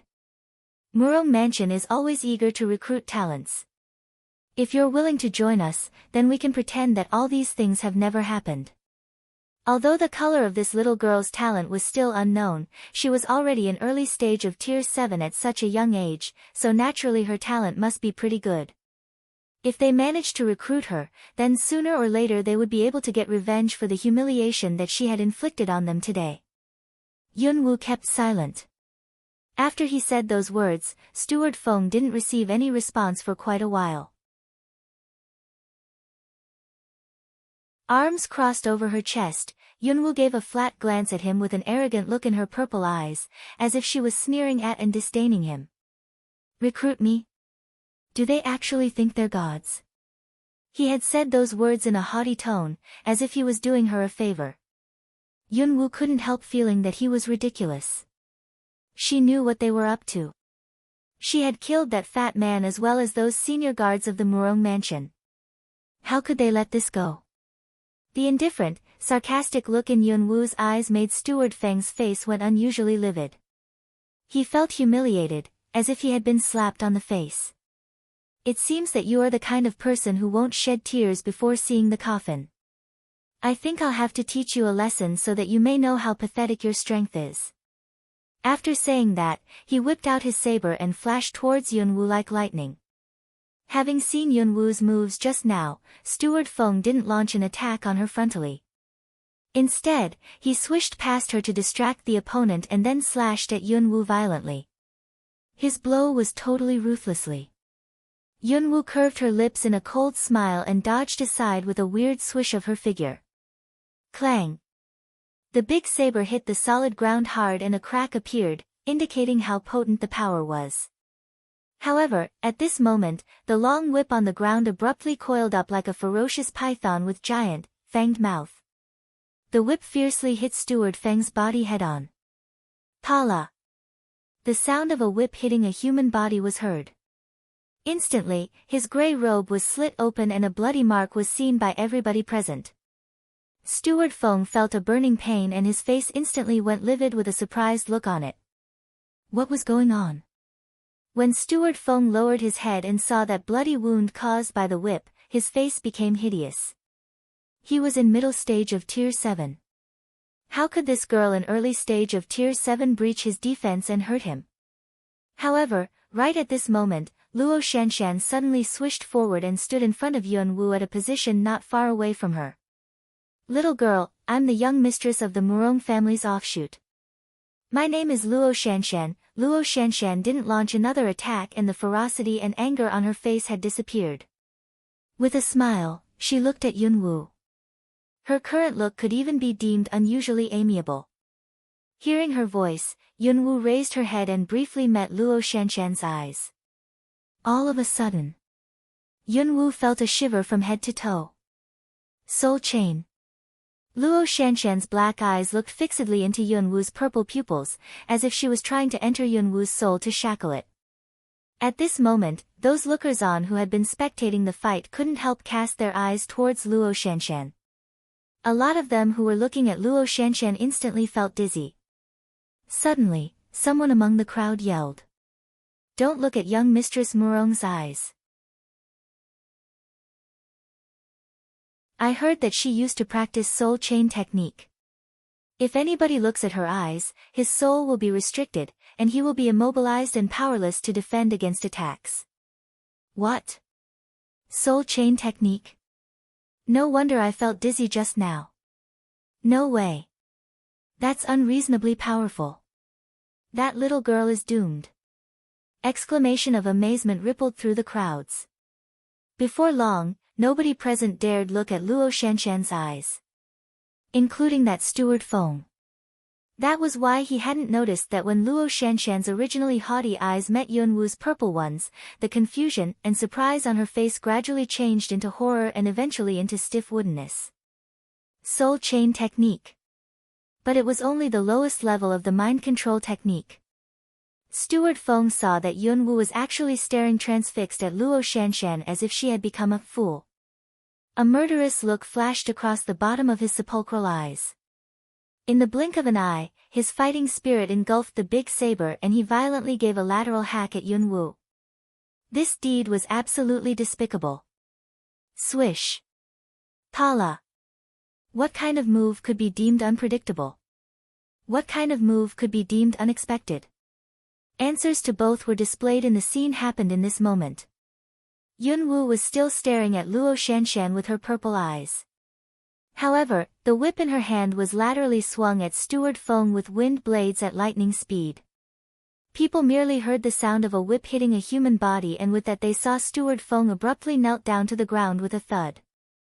Hardly anybody saw clearly what had happened. All attacks stopped.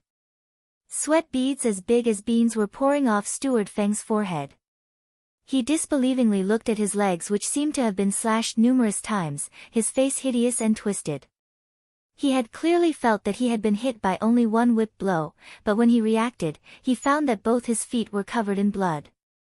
He felt as if all his foot tendons had been severed, leaving him powerless to stand up. How did this happen? We've had enough fun. Now let's get down to business. An apathetic voice was heard. Steward Feng's herd inexplicably lurched. At this moment, Yunwu finally withdrew her gaze, a faint smile on her face, but abruptly, a burst of killing aura surged out of her and pervaded the whole place as if it was tangible. Horror surged through Steward Feng. The killing aura was so intense that even an assassin couldn't necessarily give off killing aura like this. Who was this teenage girl exactly? Get the one in charge of the Murong mansion here or else there's going to be a bloodbath in Murong mansion, Yunwu said casually. The guard, who had been standing at the gate with a saber all along, was transfixed with shock. Even Steward Feng and the young mistress were.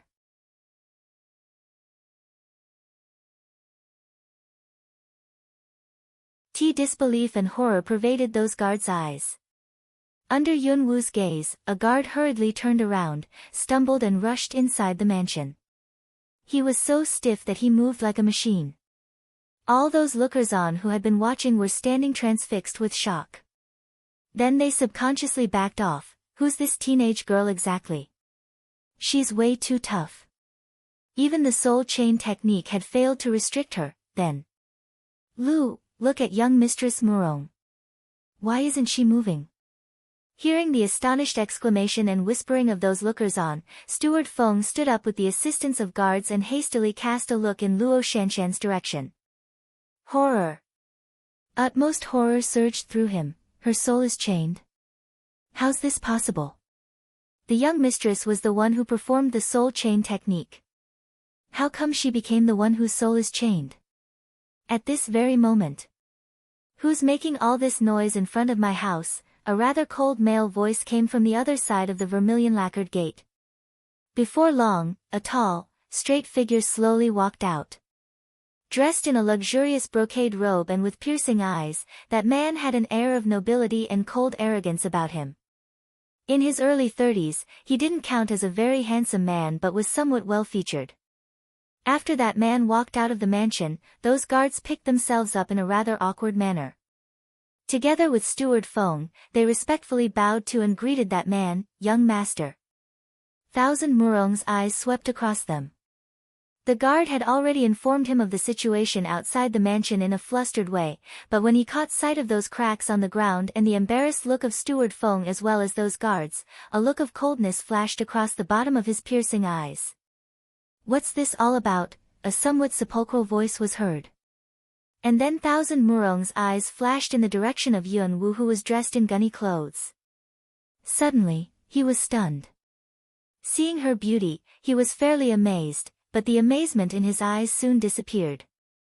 Her apathetic purple eyes seemed bland and plain, but actually they were extremely dangerous.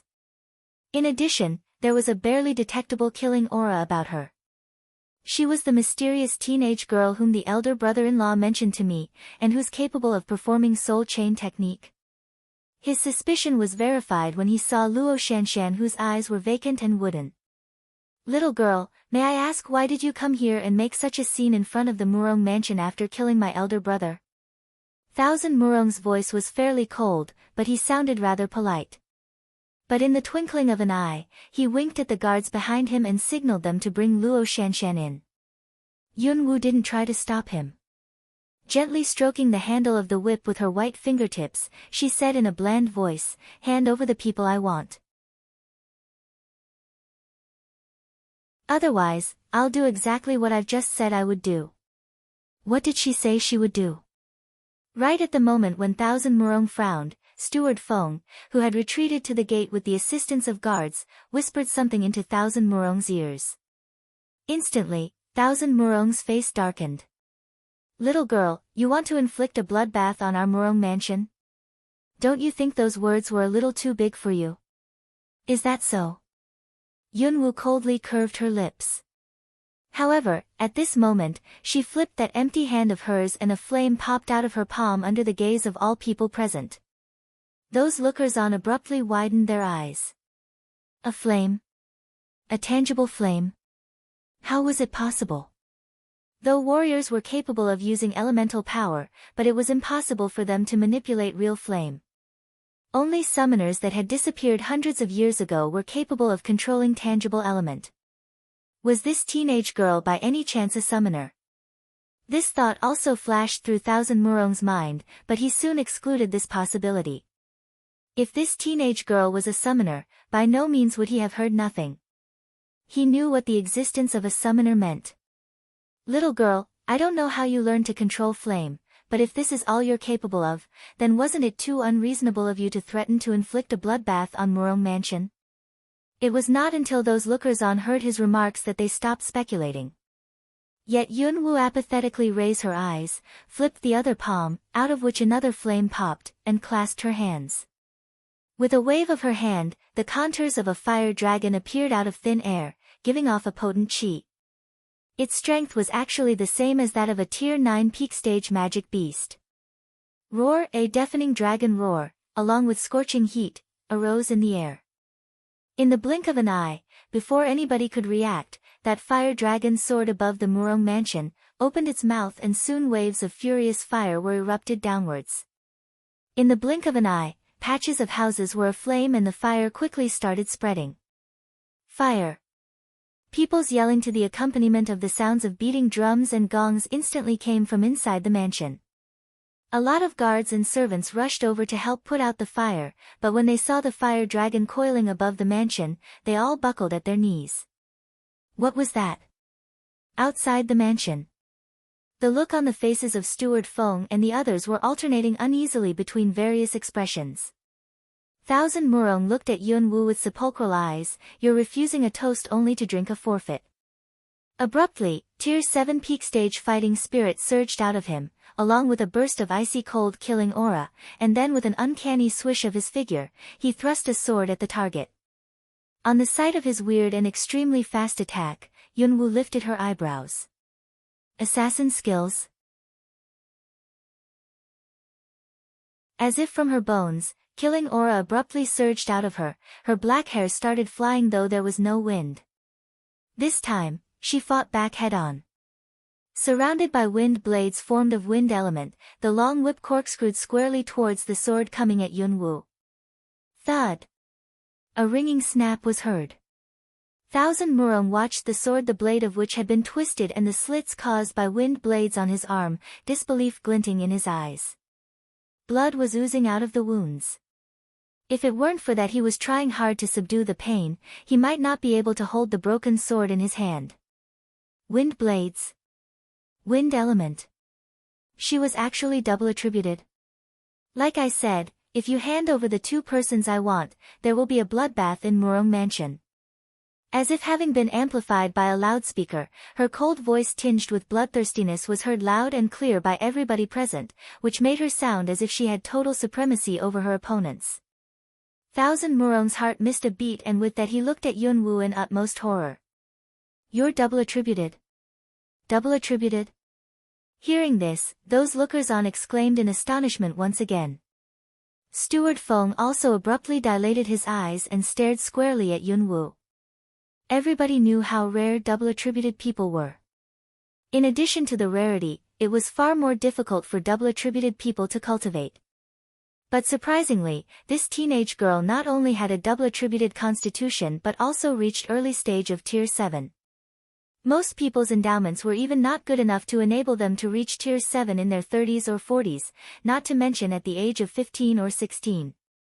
Was this teenage girl even a human? As the situation outside the mansion remained deadlocked, the fire inside was spreading quickly, and more than half of the houses had been burnt down in the blink of an eye. The largest luxurious mansion located in the middlemost area of the Luoyang city, where the eastern and western parts of the city met, was the main mansion of the Murong family as well as the dwelling of the lord of Luoyang city. However, several months ago, the former lord of the Luoyang city developed a rare disease and had been lying in bed since then. All residents knew about this. Many members of high status of the Murong family as well as its offshoot had left home to collect medicinal materials or seek prominent doctors. This day, several senior members who had just returned were sitting in the main living room of the Murong family. The atmosphere was solemn. "Did you find it? Father's condition is getting worse. Mother asked us to figure something out quickly," said a middle-aged man in his early 40s. He was the third patriarch of the Murong family, Earth Murong. "Originally, we've already found a vigor grass, but a man and a girl snatched it. Those bastards," with widened, angry eyes, Snow Murong smacked her palm onto the surface of a tea table and nearly knocked the cup off the table. Sky Murong, who was sitting on the opposite side, also had a sullen look on his face. After that vigor grass got snatched by that man and the girl that day, they had searched the magic beast's forest for another few days, but without luck, they hadn't found another one. Eventually they had had no choice but to return empty-handed. Although the Ouyang family had ended up just like them, they still felt very embarrassed on the thought of what had happened that day as well as that man and the girl who were uncannily powerful, so they were in a really bad mood. "What happened?" "According to the information we got, vigor grass should grow right in the middle of the magic beast's forest." "Did the Ouyang family beat you to it?" Earth Murong asked with a frown. If they were members of the Ouyang family, things would have been a lot easier, but they were not, Sky Murong said, clenching his fists. "Not them." Earth Murong was confused. "Second elder brother, with your strength, who else are your matches except for members of the Ouyang family?" Sky Murong's face went even more livid when he heard this question, a sense of humiliation surged through him. "Third uncle, let me explain this to you." However, Snow Murong had just started speaking when a guard hastily rushed into the living room. "Second patriarch. Something bad happened. Your mansion caught fire." And then another guard ran inside, stumbling. He was panting heavily. Clearly he had run a long distance to get here. He was a guard of the mansion of the Murong family's offshoot, which was also Sky Murong's mansion. The latter guard brokenly reported in an urgent manner, "Master, something bad happened. A teenage girl killed the young mistress's elder brother, injured Steward Feng and the guards and set a fire to the houses. She also said that she was going to massacre the Murong family." "What?" With a loud bang, Sky Murong smacked his hand on the table which instantly broke apart. Scared, the guard buckled at the knees and nearly knelt down to the ground. Sky Murong abruptly stood up from the chair, a murderous look in his eyes. "I'd like to find out which bastard came here to court death and bluff massacring the Murong family." With an angry twitch of his hand, Sky Murong swished out of the living room, leaped upwards and shot in the direction of the East Avenue. Massacre the Murong family? I also wonder which snotty kid dares to be so wildly arrogant. Earth Murong also stood up from his seat, face full of sullenness. Soon, he also leaped upwards and flew away. What are you standing there for? Go tell my father to dispatch all the garrison there. She killed a member of the Murong family and dared to bluster. Whoever she is, by no means will she make it out of Luoyang city alive. Snow Murong had been simmering with anger, which made this incident a great opportunity for her to vent the anger.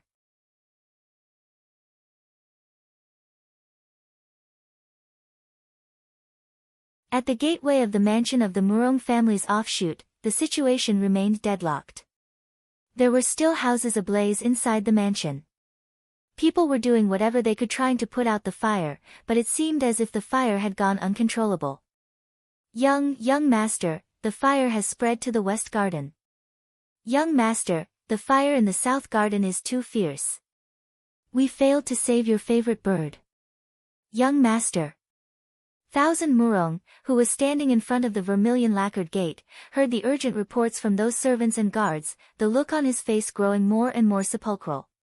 Hearing that his favorite bird had died in the fire, he felt a piercing pain, as if his heart was bleeding.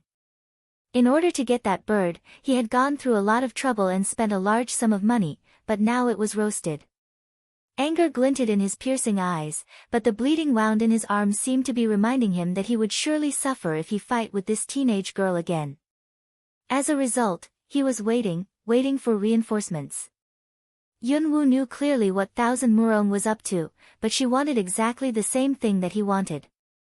Waiting, she was also waiting. The arrival of the patriarch of the Murong family would be the beginning of the real show. Who's the one threatening to massacre the Murong family? Suddenly, an angry roar came from the distance, splitting the air. The potent chi of a Tier 9 early-stage warrior could be distinctly felt even if he was still a long distance away. The faces of those lookers-on suddenly changed as soon as they felt the heavy pressure. That's the second patriarch of the Murong family. A Tier 9 kung fu expert. Exclamation of amazement and scary rippled through the crowds. As if afraid of accidentally getting hurt, all lookers-on backed off in unison, raised their heads and looked in the direction of that figure flying nearer. Seeing that Sky Murong, who was dressed in a dark gray brocade robe, soon approached them from far away, all lookers-on were awed. But right after him, there was Earth Murong dressed in a purple brocade robe embroidered with a totem. His strength had reached peak stage of Tier 8, which meant that he was a powerful kung fu expert, too. Soon, two figures landed on the ground in front of the gate on which there was a long crack caused by the previous fighting. With this crack, the originally solemn and sumptuous gateway lost all its air of luxury. Sky Murong's face was terrifyingly sullen, and it went even more sepulchral when Sky Murong saw that more than half of the houses in his mansion had been burnt down. This scene was more than painful. Qianer, how did you get hurt? Earth Murong also had a gloomy look on his face when he landed, but with his sharp eyes, he noticed that Thousand Murong, who was standing before the gate, had a bleeding wound in his arm. Thousand Murong's face also looked sepulchral, but he still respectfully called, "Third uncle." Sky Murong raised his eyes to dart a glance at him, and with that his pupils contracted. "Qianer, you got hurt as well?" His son was in peak stage of Tier 7, yet he also got hurt. "Who is it? Since you were bold enough to bluff, now stop acting like a coward and show yourself." Sky Murong thundered. "Haven't I been standing here all along? Are you blind?" Yunwu, who had been looking down, finally slowly raised her eyes and spoke in a cold, bland voice, as if she had almost fallen asleep due to the long wait for them. Sky Murong abruptly turned around and hurled a blast of potent Tier 9 power towards her. But the next second, when he saw Yunwu's face, his pupils abruptly contracted, amazement glinting in his eyes. "It's you." Watching Sky Murong, Yunwu slightly curved her lips, but there was a half-smile on her face. "It's been a couple of days, but second Patriarch Murong's greeting style remains the same." Hearing this, those passers-by looked somewhat confused. It had been a couple of days. The two knew each other. After doing a double take when he heard her words, Sky Murong clenched his fists, feeling anger tinged with fear. He had experienced the eeriness of this teenage girl, not to mention that there she was with a man who was a grand kung fu master. Subconsciously, Sky Murong's eyes swept around her. Second elder brother, you know her? Earth Murong glimpsed at Yunwu, who was in gunny clothes, and frowned. He couldn't identify her strength level. However, a teenage girl like her had actually managed to wound Sky Murong and kill the fat man at tier 6? And she had also injured those guards. How was this possible? Earth Murong was rather skeptical. At this moment, before Sky Murong could reply. Move aside, move aside. Why are you all standing here? Clear off, an impatient female voice came from amid the crowd. Crowds of passers-by made way and Snow Murong quickly walked through them, followed by a couple of guards. Snow Murong had already had someone to dispatch the garrison, but she didn't wait for them to arrive. Instead, she led a couple of guards here first. She wanted to find out who was so bodacious as to challenge her family's authority. However, she hadn't expected that she would see the same girl that she had met in the Magic Beast's forest. You? Snow Murong's voice was rather brittle. Hearing this, Yunwu slightly moved her head aside and blandly glanced at Snow Murong. After that she moved her eyes aside, as if she was totally uninterested in her. Embarrassment instantly appeared on Snow Murong's face. Having been simmering with anger all along, she went furious when she saw indifference on Yunwu's face. She whipped out her sword and angrily pointed it at Yunwu. We didn't go after you, yet you came here yourself. Hand over the vigor grass. Otherwise I'll make sure you won't make it out of Luo City alive. The last time they had met, it had been in the Magic Beast's forest. But now, they were in the Luo City, which was the Murong family's domain. This time, she wanted to find out how arrogantly this girl dared to behave. She was determined to retaliate against Yunwu, by hook or by crook. Hearing this, Earth Murong abruptly frowned. Snow, are you saying that she was the one who snatched the vigor grass from you? Snow Murong's eyes were full of anger. Yes. There's something else, third uncle. In the Magic Beast's forest, she stealthily took the vigor grass while we were fighting with the Ouyang family. And she has a storage space. Snow Murong had added that last remark deliberately. Hearing her words, all lookers-on present couldn't help but letting out exclamation of amazement. A storage space? That kind of thing could barely be bought by money, yet this teenage girl actually owns such a precious item? Involuntarily, many people looked in the direction of Yunwu's hands in unison. In most cases, a storage space was attached to a ring or a bracelet, and sometimes a belt. But they found that Yunwu's hands were smooth, and that there was no storage space ring. Around her waist, there was a plain gunny belt. She didn't seem like someone who owned a storage space item at all. Had she by any chance hid it? Hearing her words, Earth Murong cast a gaze at Yunwu with a fever of greed in his eyes. Little girl, as long as you hand over the vigor grass and the storage space item, I promise you'll be able to leave here safely. Like attracts like. You guys from the Murong family not only do things in the same way but also talk in the same manner. Very interesting, Yunwu said blandly, but there was a trace of sarcasm in her tone. Earth Murong's face darkened. Little girl, take the opportunity when it arises. You killed a member of the Murong family and wounded our men. I offered to let you leave, so you should be.